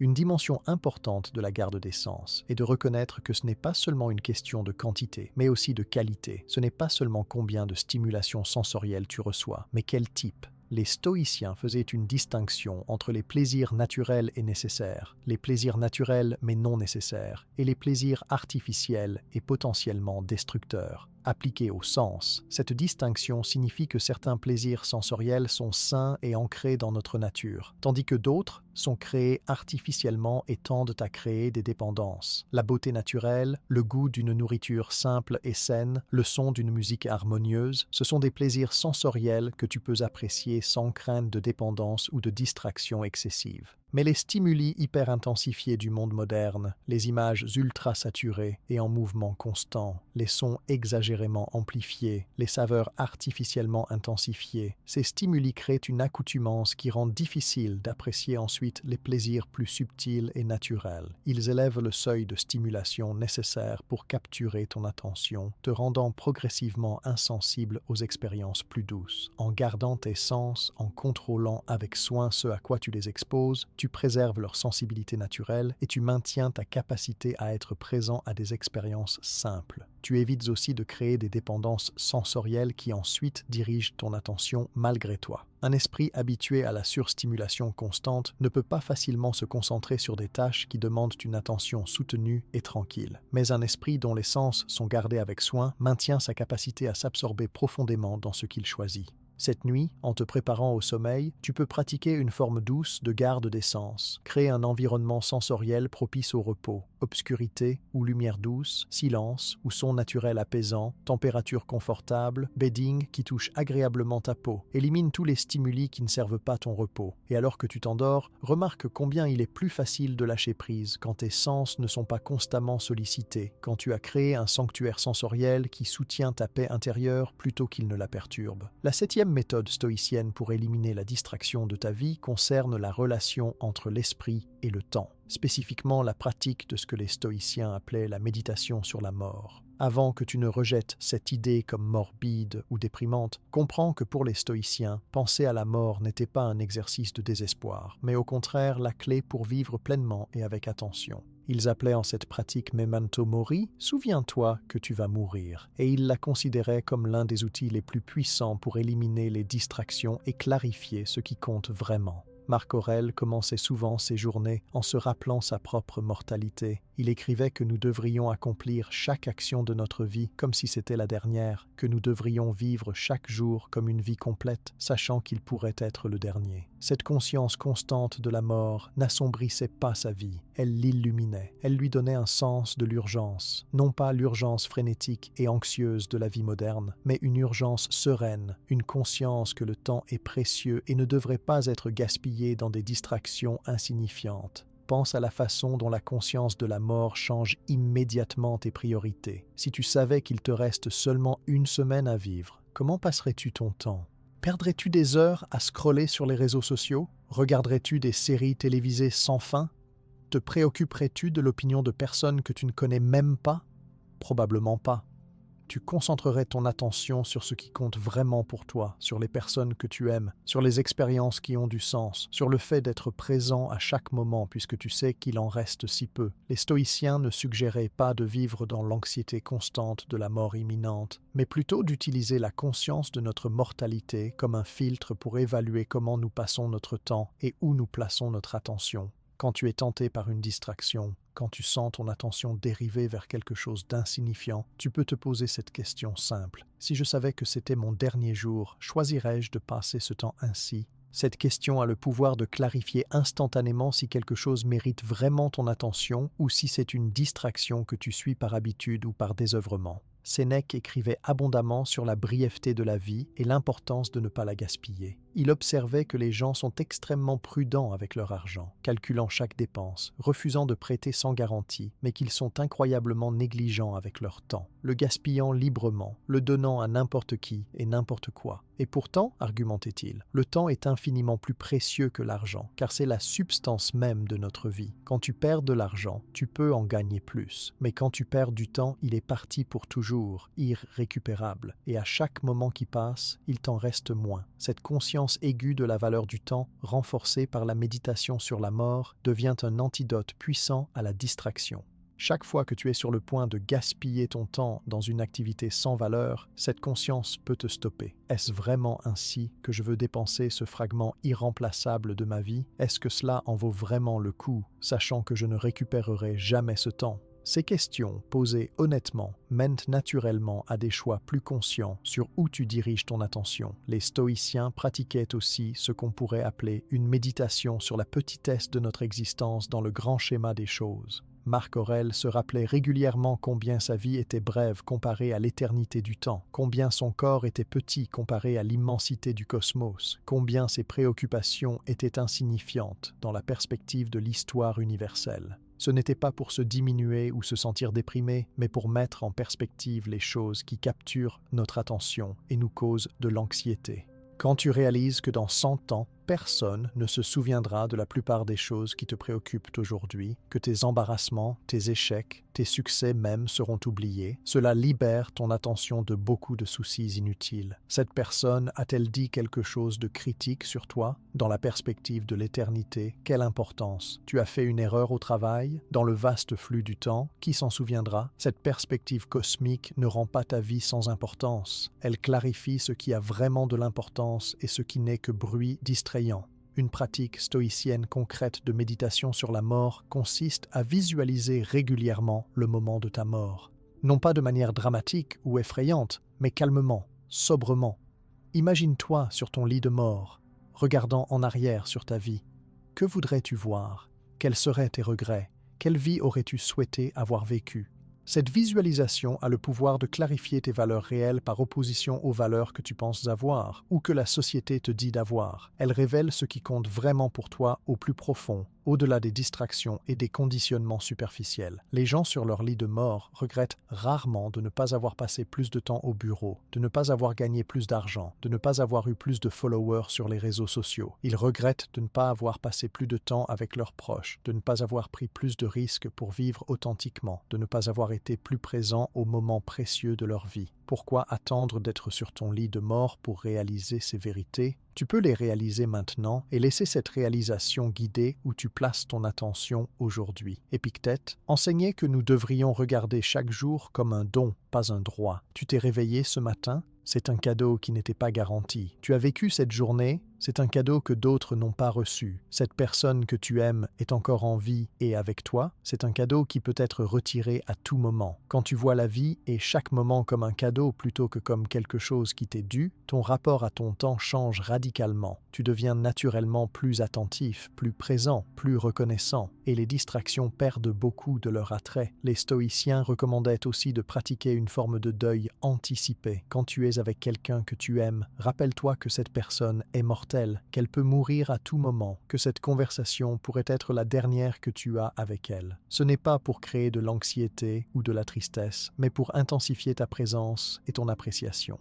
Quand tu es conscient que tu pourrais perdre cette personne à tout moment, tu l'écoutes plus attentivement. Tu es plus présent à sa compagnie. Tu ne l'oublies pas, laisse pas la distraction voler ces moments précieux. De même, quand tu fais quelque chose que tu aimes, une activité qui t'enrichit, rappelle-toi que tu ne pourras pas toujours le faire, que ta capacité physique ou mentale peut être retirée à tout moment par la maladie ou la mort. Cette conscience ne gâche pas le plaisir, elle l'intensifie. Elle te rend plus présent à l'expérience, plus reconnaissant de pouvoir encore la vivre, plus conscient de ne pas la gaspiller en étant distrait ou à moitié présent. Marc Aurèle pratiquait un exercice où il imaginait que tout ce qu'il voyait, il le voyait pour la dernière fois. Cet arbre, ce ciel, cette personne, comme si c'était la dernière fois que ses yeux se posaient sur eux. Essaie cet exercice maintenant, avec ce qui t'entoure. Regarde comme si c'était la dernière fois. Remarque combien ta perception s'intensifie, combien plus de détails tu vois, combien plus présent tu deviens. C'est le pouvoir de la conscience de la mort pour éliminer la distraction et intensifier la présence. La méditation sur la mort clarifie aussi la distinction entre ce qui dépend de nous et ce qui n'en dépend pas, que nous avons exploré dans une méthode précédente. Ta mort ne dépend pas de toi, elle viendra quand elle viendra. Tu ne contrôles ni le moment ni la manière. Mais comment tu vis jusqu'à ce moment, cela dépend entièrement de toi. Tu peux vivre distrait, à moitié présent, gaspillant tes jours dans des activités sans signification, ou tu peux vivre attentif, présent, investissant ton temps précieux dans ce qui correspond à tes valeurs les plus profondes. C'est ton choix, moment après moment, jour après jour. Les stoïciens ne craignaient pas la mort, non pas parce qu'ils croyaient en une vie après la mort. Leurs croyances sur ce point variaient, mais parce qu'ils acceptaient la mort comme partie naturelle de l'existence. Tout ce qui naît doit mourir, c'est la loi de la nature. Résister à cette loi, la craindre, essayer de l'ignorer, cela ne la change pas, cela crée seulement de l'anxiété et de la souffrance. Accepter la mort calmement, la regarder en face, libère une énorme quantité d'énergie mentale et émotionnelle qui peut être investie dans vivre pleinement plutôt que d'en fuir anxieusement. Cette acceptation de la mort a aussi des implications pratiques pour gérer la distraction. Beaucoup de nos distractions sont en réalité des fuites face à l'inconfort existentiel, face à la conscience de notre mortalité et de notre solitude fondamentale. Nous nous divertissons au sens étymologique du terme. Nous nous détournons de ces réalités inconfortables. Mais cette fuite ne résout rien. Elle ne fait que reporter et en fait intensifier l'anxiété sous-jacente. Quand tu as le courage de regarder la mort en face, d'accepter ta mortalité, l'urgence de fuir dans la distraction diminue. Tu peux te tenir calmement dans le présent, même avec ces inconforts, parce que tu as fait la paix avec la réalité fondamentale de l'existence. Sénèque conseillait de penser à la mort non pas comme quelque chose de lointain qui arrivera dans un futur vague, mais comme quelque chose d'imminent qui pourrait arriver aujourd'hui. Chaque jour pourrait être le dernier. Ce fait n'est pas une exagération, mais une simple vérité. Des personnes meurent tous les jours, jeunes et vieilles, sans avertissement. Pourquoi penserais-tu être une exception? Cette pensée n'est pas morbide si elle est utilisée correctement, elle est vivifiante. Elle te réveille de ta torpeur, de ton habitude de vivre comme si tu avais tout le temps du monde, de ta tendance à reporter ce qui compte vraiment. Une dernière dimension de cette méditation stoïcienne sur la mort concerne l'héritage. Quand tu seras mort, que restera-t-il de ton passage sur Terre? Pour la plupart d'entre nous, pas grand-chose de tangible. Quelques souvenirs dans l'esprit de ceux qui nous ont connus, souvenirs qui s'estomperont eux aussi avec le temps. Face à cette réalité, deux réactions sont possibles. La première est le désespoir ou le nihilisme, l'idée que rien n'a d'importance. La seconde, la réponse stoïcienne, est une libération. Si rien de permanent ne reste, alors l'important n'est pas ce que tu laisses, mais comment tu as vécu. La qualité de ton attention, de ta présence, de ton caractère, même si elle ne laisse pas de traces visibles, a une valeur en soi. Cette nuit, avant de dormir, tu peux pratiquer une brève méditation sur la mort. Allonge-toi confortablement, respire calmement et imagine simplement que c'est ta dernière nuit, que tu ne te réveilleras pas demain. Comment cela change-t-il ton expérience de ce moment? Peux-tu lâcher prise sur les préoccupations et les distractions avec plus de facilité? Peux-tu être plus présent à la simple expérience d'être en vie, de respirer, de sentir ton corps se détendre? Cette méditation, pratiquée régulièrement, transforme progressivement ta relation au temps et à l'attention, rendant les distractions moins attirantes et la présence plus naturelle. La 8e méthode stoïcienne pour éliminer la distraction de ta vie est la pratique de ce que les stoïciens appelaient la préméditation des mœurs, ou en latin premeditatio malorum. Cette pratique peut sembler contre-intuitive ou même négative à première vue, mais elle est en réalité un outil extraordinairement puissant pour réduire l'anxiété anticipatoire qui est l'une des formes les plus pernicieuses de distraction mentale. L'idée est simple mais profonde. En imaginant régulièrement les choses difficiles qui pourraient se produire et en te préparant mentalement à y faire face, tu réduis leur pouvoir de te surprendre et de te déstabiliser, et tu libères ton esprit de l'inquiétude constante. Beaucoup de notre attention est constamment détournée par des préoccupations sur ce qui pourrait mal tourner. Et si je perds mon travail? Et si cette personne me rejette? Et si je tombe malade? Et si mes plans échouent? Ces questions anxieuses tournent en boucle dans nos esprits, créant un bruit de fond constant qui rend difficile de se concentrer sur le présent. Les stoïciens proposaient une approche radicalement différente de cette anxiété. Plutôt que d'essayer de la repousser ou de l'ignorer, ils suggéraient de l'affronter directement, d'imaginer délibérément les scénarios redoutés et de se préparer à y répondre avec vertu. Sénèque décrivait cette pratique comme une préparation mentale, similaire à celle d'un athlète ou d'un soldat. Un athlète ne se contente pas d'espérer que la compétition se passera bien, il s'entraîne pour tous les scénarios possibles, y compris les plus difficiles. Un soldat ne va pas au combat en espérant simplement que l'ennemi sera faible, il se prépare à affronter le pire. De même, un sage stoïcien ne traverse pas la vie en espérant naïvement que rien de mal n'arrivera, il se prépare mentalement aux difficultés inévitables de l'existence. La préméditation des mots fonctionne sur plusieurs niveaux.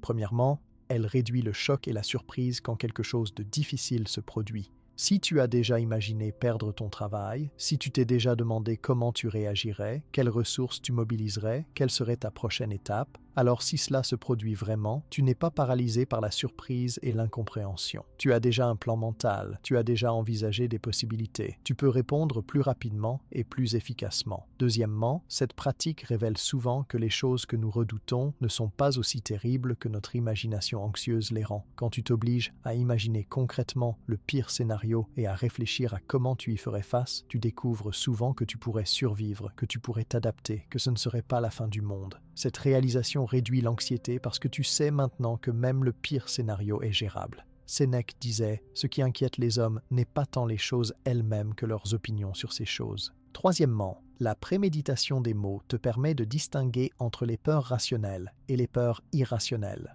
Quand tu examines attentivement ce que tu crains et que tu évalues sobrement la probabilité que cela se produise et l'impact réel que cela aurait, tu découvres souvent que beaucoup de tes peurs sont exagérées ou improbables. Cette clarification te permet de lâcher prise sur les inquiétudes inutiles et de concentrer ton attention et ta préparation sur les défis réels et probables. Marc Aurèle pratiquait cette méditation chaque matin. Il se disait « Aujourd'hui, je vais rencontrer des gens importants, ingrats, arrogants, malhonnêtes, jaloux, insociables. Ils sont ainsi parce qu'ils ne savent pas distinguer le bien du mal. Mais moi qui ai compris la nature du bien et du mal, je ne peux pas être blessé par eux. » En préméditant les difficultés relationnelles qu'il pourrait rencontrer dans sa journée et en se préparant mentalement à y répondre avec patience et compréhension plutôt qu'avec irritation, il se donnait les moyens de maintenir sa sérénité, quoi qu'il arrive.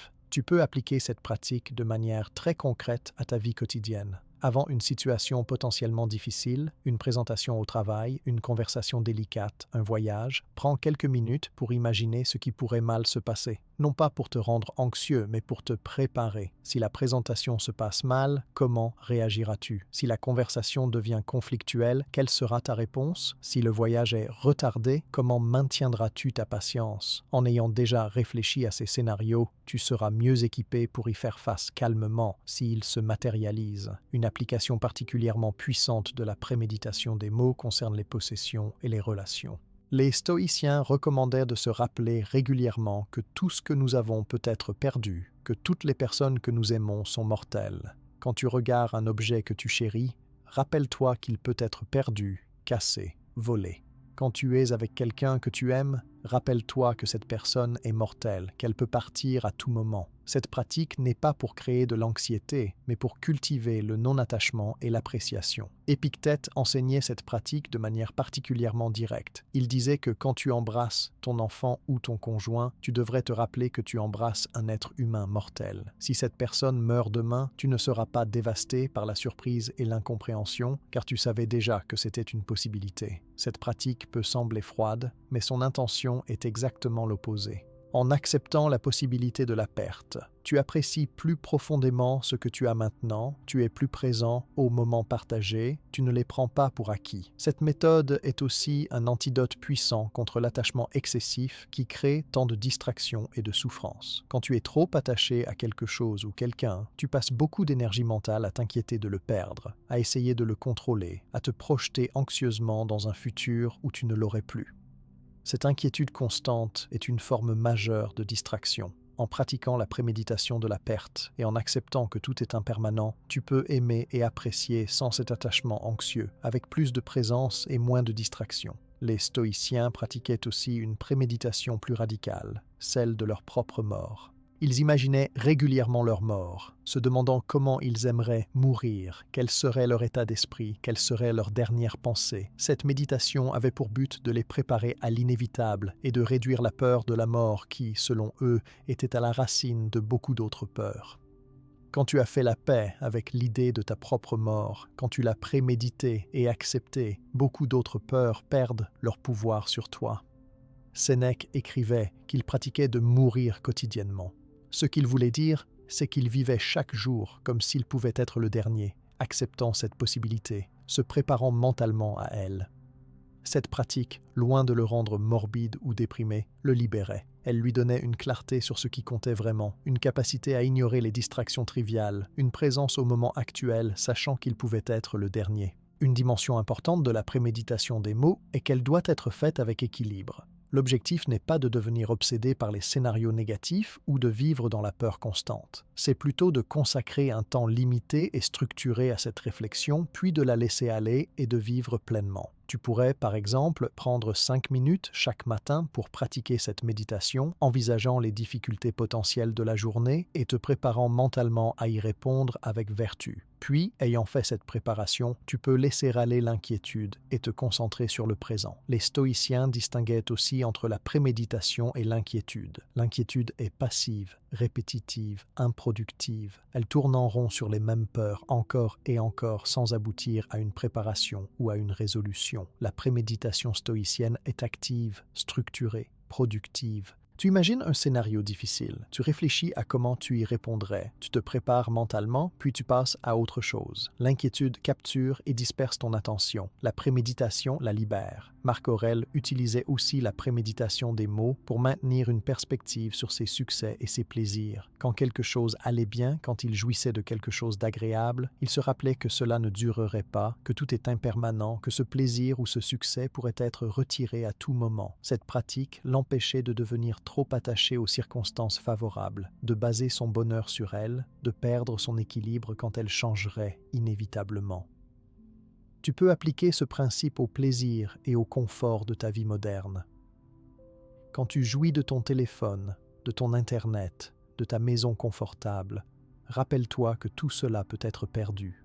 Une panne de courant, une catastrophe naturelle, un revers financier et ces conforts disparaissent. En te rappelant leur fragilité, tu les apprécies plus quand ils sont là. Tu ne les prends pas pour acquis et tu te prépares mentalement à pouvoir vivre sans eux si nécessaire. Cette préparation mentale réduit l'anxiété de la perte potentielle et donc la distraction que cette anxiété créerait. La préméditation des mots a aussi une application spécifique à la distraction elle-même. Tu peux préméditer les moments de la journée où tu es le plus susceptible d'être distrait. Peut-être le milieu d'après-midi quand ton énergie baisse, ou le soir quand tu es fatigué, ou le matin quand tu te réveilles et que tu as l'habitude de prendre immédiatement ton téléphone.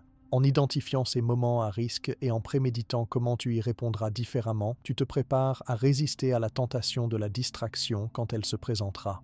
Cette nuit, avant de dormir, tu peux pratiquer une brève préméditation des défis de demain. Qu'est-ce qui pourrait être difficile? Où pourrais-tu être tenté de te distraire? Comment veux-tu répondre à ces défis et tentations? En te préparant ainsi mentalement, tu réduis l'anxiété anticipatoire qui pourrait perturber ton sommeil et tu te donnes les meilleures chances de vivre demain avec présence et intention plutôt qu'avec réaction et distraction. Puis, ayant fait cette préparation, tu peux laisser aller complètement et te reposer profondément, sachant que tu es aussi prêt que tu peux l'être. La 9e méthode stoïcienne pour éliminer la distraction de ta vie concerne la pratique communautaire et le choix délibéré de ton entourage. Les stoïciens, malgré leur accent sur l'autonomie individuelle et la maîtrise de soi, reconnaissaient pleinement que nous sommes des êtres sociaux et que notre environnement humain influence profondément notre capacité à maintenir notre attention et à vivre selon nos valeurs.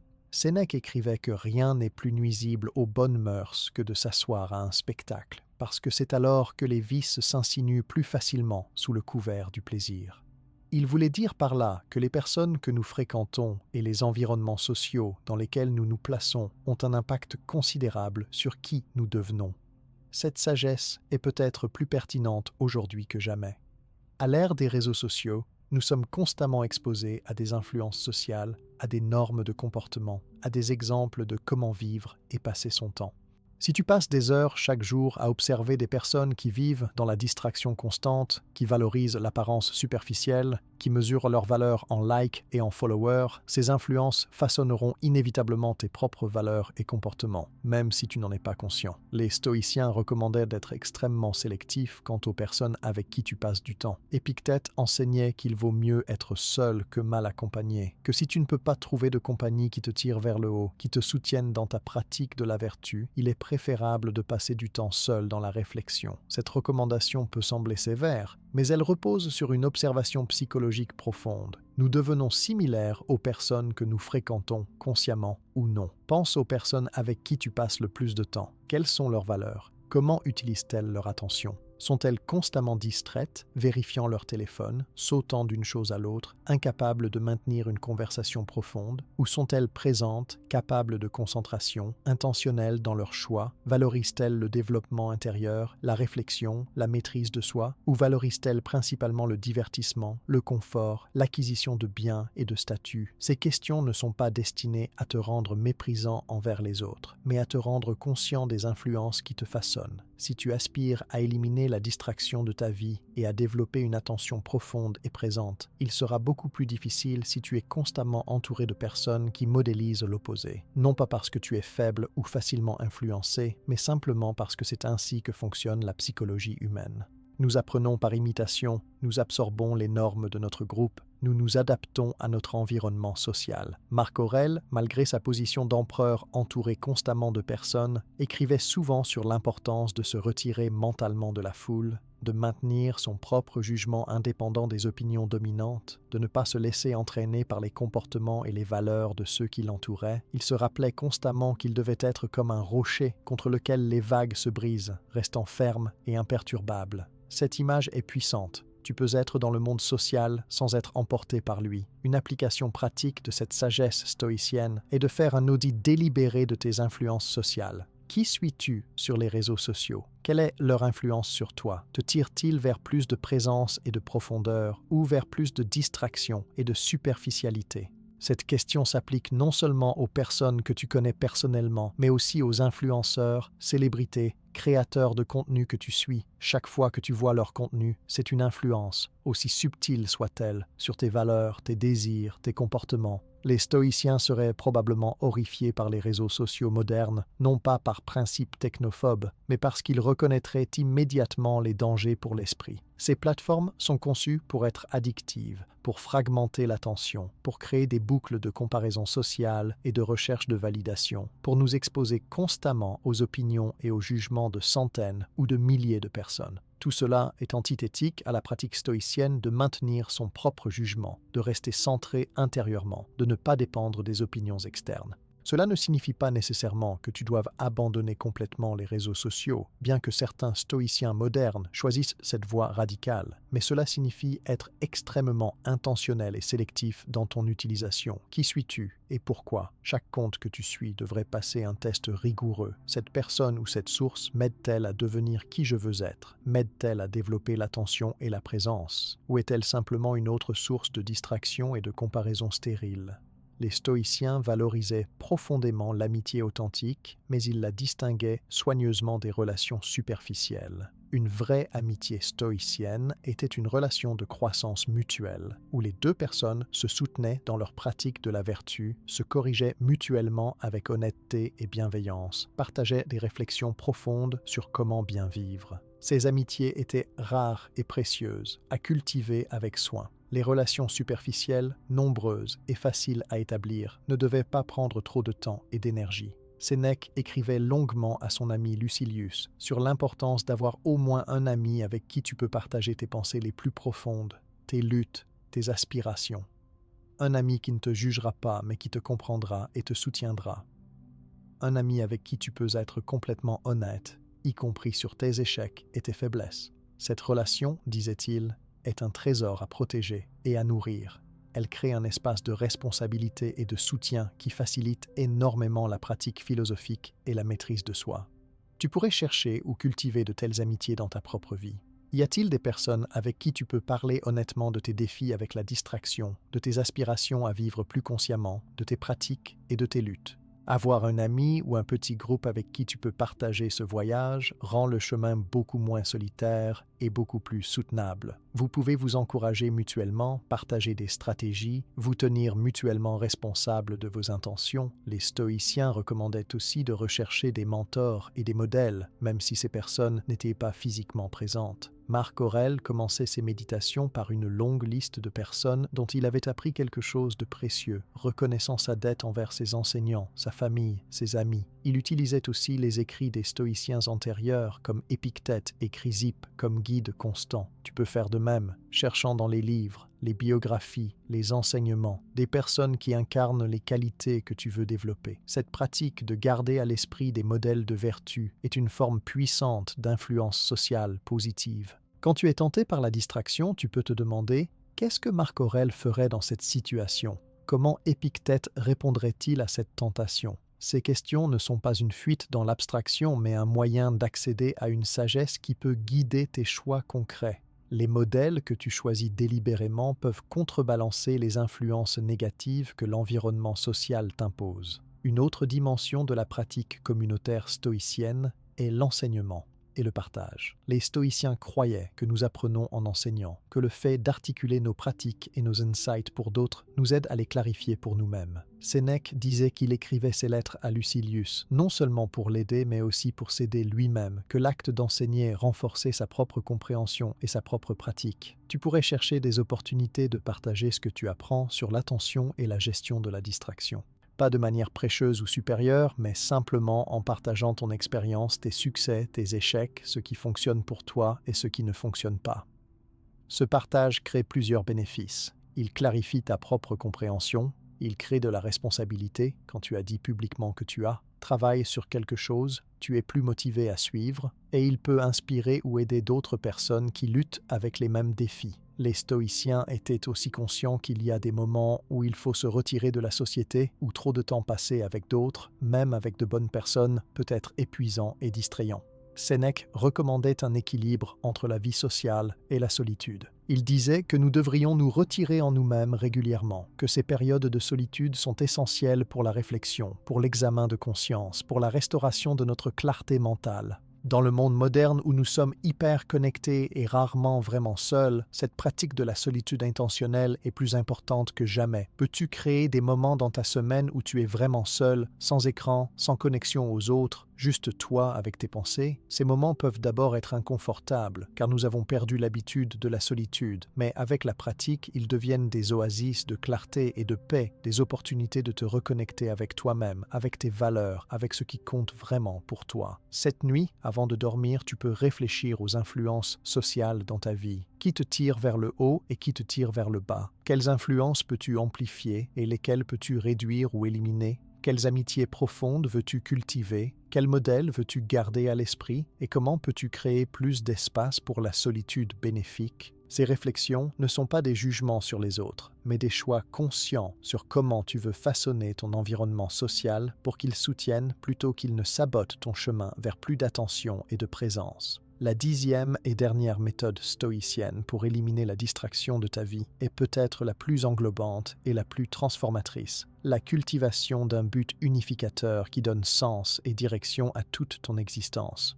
Les stoïciens appelaient cela « vivre selon ta nature rationnelle » ou « vivre en accord avec la vertu », mais l'idée fondamentale peut être comprise simplement. Quand tu as un but clair qui correspond à tes valeurs les plus profondes, les distractions perdent naturellement leur pouvoir sur toi parce qu'elles sont évidemment incompatibles avec ce but. Marc Aurèle écrivait que nous devons avoir sans cesse à l'esprit que tout ce qui arrive a un rapport avec nous et que notre action doit avoir un but. Il se demandait constamment « Pourquoi est-ce que je fais ceci ? Quelle est ma raison d'être ici? Comment cette action contribue-t-elle à mon but global? » Ces questions créaient un filtre puissant pour son attention et son énergie. Tout ce qui ne contribuait pas à son but, vivre et régner avec vertu, était reconnu comme distraction potentielle et pouvait être écarté ou minimisé. Le problème pour beaucoup de personnes modernes n'est pas tant le manque de volonté ou de discipline face aux distractions, c'est l'absence d'un but clair qui rendrait ces distractions évidemment inappropriées. Si tu ne sais pas vraiment pourquoi tu es ici, ce que tu veux accomplir, quel type de personne tu veux devenir, alors toutes les utilisations possibles de ton temps et de ton attention semblent également valables ou également vaines. Dans ce vide de sens, la distraction se propage naturellement, car pourquoi ne pas se distraire si aucune alternative n'est manifestement meilleure? Les stoïciens proposaient une réponse claire à la question du but de la vie. Le but est de vivre avec vertu, de développer ton caractère, d'actualiser ton potentiel rationnel et moral, de contribuer au bien commun dans la mesure de tes capacités. Ce but peut sembler abstrait, mais il devient très concret quand tu le décomposes en pratiques quotidiennes et en choix moment par moment. Chaque situation devient une opportunité de pratiquer la vertu, chaque défi devient une occasion de renforcer ton caractère, chaque interaction sociale devient une chance de contribuer positivement. Quand tu adoptes ce but unificateur, la question de la distraction devient beaucoup plus simple. Face à un choix d'utilisation de ton temps ou de ton attention, tu peux te demander « Cette activité me rapproche-t-elle de mon but de vivre avec vertu ou m'en éloigne-t-elle? Contribue-t-elle au développement de mon caractère ou le mine-t-elle? M'aide-t-elle à devenir plus présent, plus sage, plus juste, plus courageux, plus modéré? Ou me rend-elle plus distrait, plus réactif, plus esclave de mes impulsions? » Épictète enseignait que nous devons choisir entre deux voies, la voie de la facilité immédiate qui mène à la faiblesse à long terme, ou la voie de l'effort discipliné qui mène à la force et à la liberté. Chaque choix que nous faisons nous engage un peu plus sur l'une ou l'autre de ces voies. Chaque fois que tu cèdes à la distraction, tu renforces les circuits neuronaux de la distraction, tu rends plus probable que tu céderas à nouveau la prochaine fois, tu t'engages un peu plus sur la voie de la faiblesse. Mais chaque fois que tu résistes à la tentation, que tu restes présent à ce qui est important, que tu choisis consciemment où diriger ton attention, tu renforces les circuits de la maîtrise de soi, tu rends plus probable que tu feras un bon choix la prochaine fois, tu t'engages sur la voie de la force. Cette compréhension transforme chaque moment en choix significatif. Ce n'est pas juste une question de savoir si tu vas regarder ton téléphone maintenant ou dans 5 minutes, c'est une question de quel type de personne tu es en train de devenir. Ce n'est pas juste une question de productivité ou d'efficacité, c'est une question de caractère et de liberté intérieure. Quand tu vois les choses ainsi, la motivation pour résister aux distractions vient d'un endroit beaucoup plus profond que la simple volonté. Elle vient de ton identité, de qui tu veux être. Les stoïciens recommandaient de définir clairement tes rôles et tes devoirs comme partie de ce but unificateur. Tu es peut-être parent et ce rôle vient avec certains devoirs et responsabilités. Tu es peut-être ami, collègue, citoyen, chacun de ces rôles ayant ses propres exigences. Quand tu es clair sur tes rôles et ce qu'ils demandent de toi, il devient plus facile de voir quelles utilisations de ton temps et de ton attention sont appropriées et lesquelles sont des distractions de tes vrais devoirs. Marc Aurèle commençait souvent ses réflexions en se rappelant son rôle d'empereur et ce que ce rôle exigeait de lui. Il devait être juste, patient, clément, attentif au bien commun. Ces rappels n'étaient pas des affirmations abstraites, ils guidaient ses choix concrets dans les situations quotidiennes. De même, tu peux clarifier tes propres rôles et ce qu'ils exigent de toi, puis utiliser cette clarté comme guide pour tes choix d'attention. Une dimension importante de ce but unificateur est qu'il ne doit pas être confondu avec des objectifs externes spécifiques. Les stoïciens faisaient une distinction cruciale entre avoir comme but de devenir riche, célèbre ou puissant, des objectifs qui ne dépendent pas entièrement de toi et qui donc peuvent mener à la frustration et à la distraction, et avoir comme but de vivre avec vertu peu importe tes circonstances externes, un but qui dépend entièrement de toi. Tu ne peux pas contrôler si tu deviens riche ou célèbre, mais tu peux contrôler si tu agis avec honnêteté, courage, justice et modération. Cette distinction libère d'une source majeure de distraction, l'attachement anxieux aux résultats. Quand ton but est externe, tu passes beaucoup d'énergie mentale à t'inquiéter de savoir si tu l'atteindras, à calculer les probabilités, à surveiller tes progrès, à te comparer aux autres. Tout cela crée une distraction constante de l'action présente. Mais quand ton but est interne, de vivre avec vertu maintenant dans cette situation présente, tu peux donner toute ton attention à l'action elle-même, sans distraction par l'inquiétude du résultat. Sénèque exprimait cette idée en disant que le sage agit pour agir bien, non pour obtenir un résultat spécifique. Il fait ce qui est juste parce que c'est juste, non parce que cela lui apportera quelque chose. Cette orientation intérieure plutôt qu'extérieure crée une forme de liberté extraordinaire. Tu n'es plus esclave des résultats, des opinions des autres,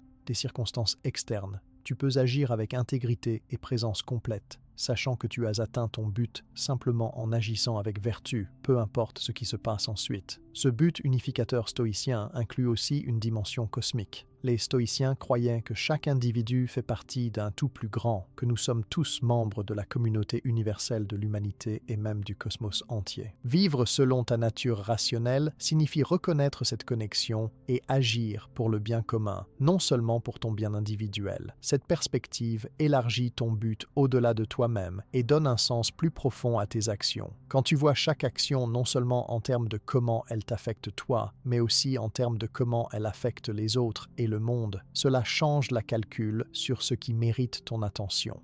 Les distractions égoïstes perdent leur attrait quand tu reconnais que ton temps et ton attention sont des ressources qui pourraient être utilisées pour contribuer à quelque chose de plus grand que toi. Cette reconnaissance ne vient pas d'une obligation moralisatrice, mais d'une compréhension profonde de ton interconnexion avec tout ce qui existe. Marc Aurèle écrivait souvent sur cette vision cosmique. Il se rappelait que la Terre n'est qu'un point dans l'immensité du cosmos, que sa vie n'est qu'un instant dans l'éternité du temps, et pourtant que chaque action, aussi petite soit-elle, s'inscrit dans le mouvement de l'univers entier. Cette perspective donnait à la fois humilité et dignité à ses actions. Humilité parce qu'il reconnaissait sa petitesse, dignité parce qu'il reconnaissait sa participation au grand tout. Pour rendre ce but unificateur concret et opérationnel dans ta vie quotidienne, les stoïciens recommandaient ce qu'on pourrait appeler une déclaration d'intention matinale. Chaque matin, avant de commencer ta journée, prends quelques moments pour te rappeler ton but, tes valeurs, tes rôles, comment tu veux être aujourd'hui. Cette pratique oriente ton esprit pour la journée à venir. Elle crée une intention claire qui peut guider tes choix quand les distractions se présenteront. Tu pourrais formuler quelque chose comme ceci. Aujourd'hui, je veux vivre avec présence et attention. Je veux accomplir mes devoirs avec intégrité. Je veux traiter les personnes que je rencontre avec respect et gentillesse. Je veux résister aux tentations de la distraction et rester centré sur ce qui compte vraiment. Quand je sens mon attention dériver, je la ramènerai doucement. Quand je fais une erreur, je l'admettrai humblement et j'apprendrai. Cette journée est un cadeau et je ne la gaspillerai pas dans l'inattention. Une telle déclaration, faite sincèrement chaque matin, crée un cadre mental pour la journée. Elle ne garantit pas que tu réussiras parfaitement. Les stoïciens savaient que nous échouerons souvent. Mais elle augmente considérablement les chances que tu feras de meilleurs choix, que tu reconnaîtras les moments de distraction, que tu te corrigeras plus rapidement quand tu t'égares. Le but unificateur donne aussi un critère pour évaluer toutes les autres méthodes et pratiques. Chacune des 9 méthodes précédentes distinguait ce qui dépend de toi, vivre dans le présent, discipliner les désirs, simplifier, pratiquer l'examen du soir, garder les sens, méditer sur la mort, préméditer les difficultés, choisir consciemment ton entourage. Toutes ces pratiques servent ce but ultime de vivre avec vertu et attention. Elles ne sont pas des fins en elles-mêmes, mais des moyens pour atteindre ce but. Cette compréhension les intègre dans un système cohérent plutôt que de les laisser comme des techniques isolées. Épictète disait à ses étudiants que la philosophie stoïcienne n'est pas une collection de théories à étudier, mais un art de vivre à pratiquer. Le but n'est pas de pouvoir discourir élégamment sur la vertu, mais d'incarner la vertu dans chaque action, chaque pensée, chaque choix. Cette orientation pratique signifie que tout doit être évalué par son effet sur comment tu vis réellement. Une pratique qui ne change pas ton comportement concret n'a pas de valeur, peu importe combien elle est philosophiquement intéressante. Cette 10e méthode, le but unificateur, transforme toutes les autres en leur donnant une raison d'être, une direction, un sens. Sans ce but, les pratiques peuvent te sembler arbitraires ou fastidieuses. Pourquoi faire tous ces efforts pour éliminer les distractions? Pourquoi faire? Mais avec un but clair, chaque effort prend sens. Tu élimines les distractions non comme une fin en soi, mais parce qu'elles t'empêchent de vivre selon tes valeurs les plus profondes, de devenir qui tu veux vraiment être, de contribuer comme tu veux vraiment contribuer. Dans les derniers moments avant le sommeil, tu peux réfléchir à ton but. Pourquoi veux-tu éliminer la distraction de ta vie? Qu'est-ce qui est tellement important que cela mérite ton attention pleine et présente? Quel type de personne veux-tu devenir?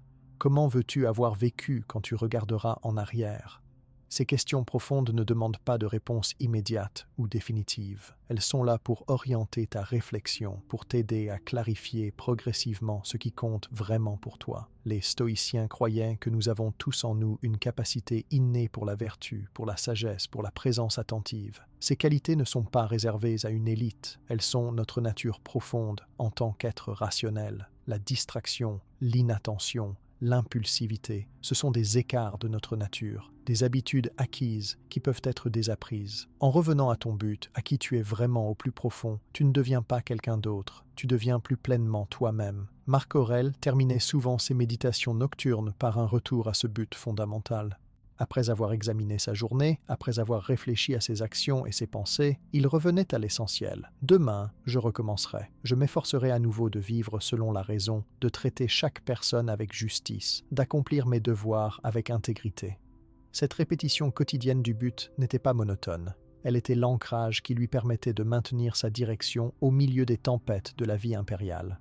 Tu as maintenant parcouru ces 10 méthodes stoïciennes pour éliminer la distraction de ta vie. Ensemble, elles forment un système complet. Distinguer ce qui dépend de toi et concentrer ton attention là, vivre dans le moment présent plutôt que perdu dans le passé ou le futur. Discipliner tes désirs pour qu'ils ne te dominent pas. Simplifier ta vie pour réduire la complexité qui fragmente l'attention. Pratiquer l'examen quotidien pour cultiver la conscience de soi. Garder tes sens des stimuli qui les sursollicitent. Méditer sur la mort pour clarifier ce qui compte vraiment. Préméditer les difficultés pour ne pas être pris au dépourvu. Choisir consciemment les influences sociales auxquelles tu t'exposes. Et par-dessus tout, cultiver un but unificateur qui donne sens et direction à toute ton existence. Ces méthodes ne sont pas faciles. Elles demandent de la pratique quotidienne, de la patience avec toi-même quand tu échoues, de la persévérance quand les progrès semblent lents. Les stoïciens ne promettaient pas que ce serait facile. Ils ne prétendaient pas que tu atteindras la perfection. Mais ils promettaient que si tu pratiques ces méthodes avec sincérité et constance, ta vie changera. Tu deviendras progressivement plus présent,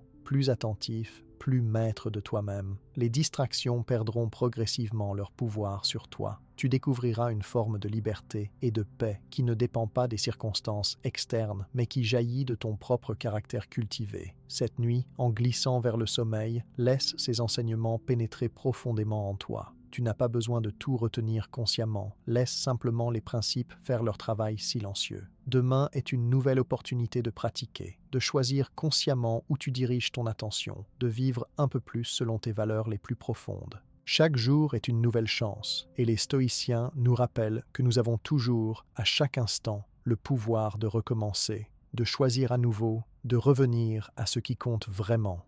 Repose-toi maintenant, sachant que tu as en toi toutes les ressources nécessaires pour vivre une vie d'attention, de présence et de sens profond. Les anciens sages te souhaitent un sommeil paisible et un réveil dans la clarté.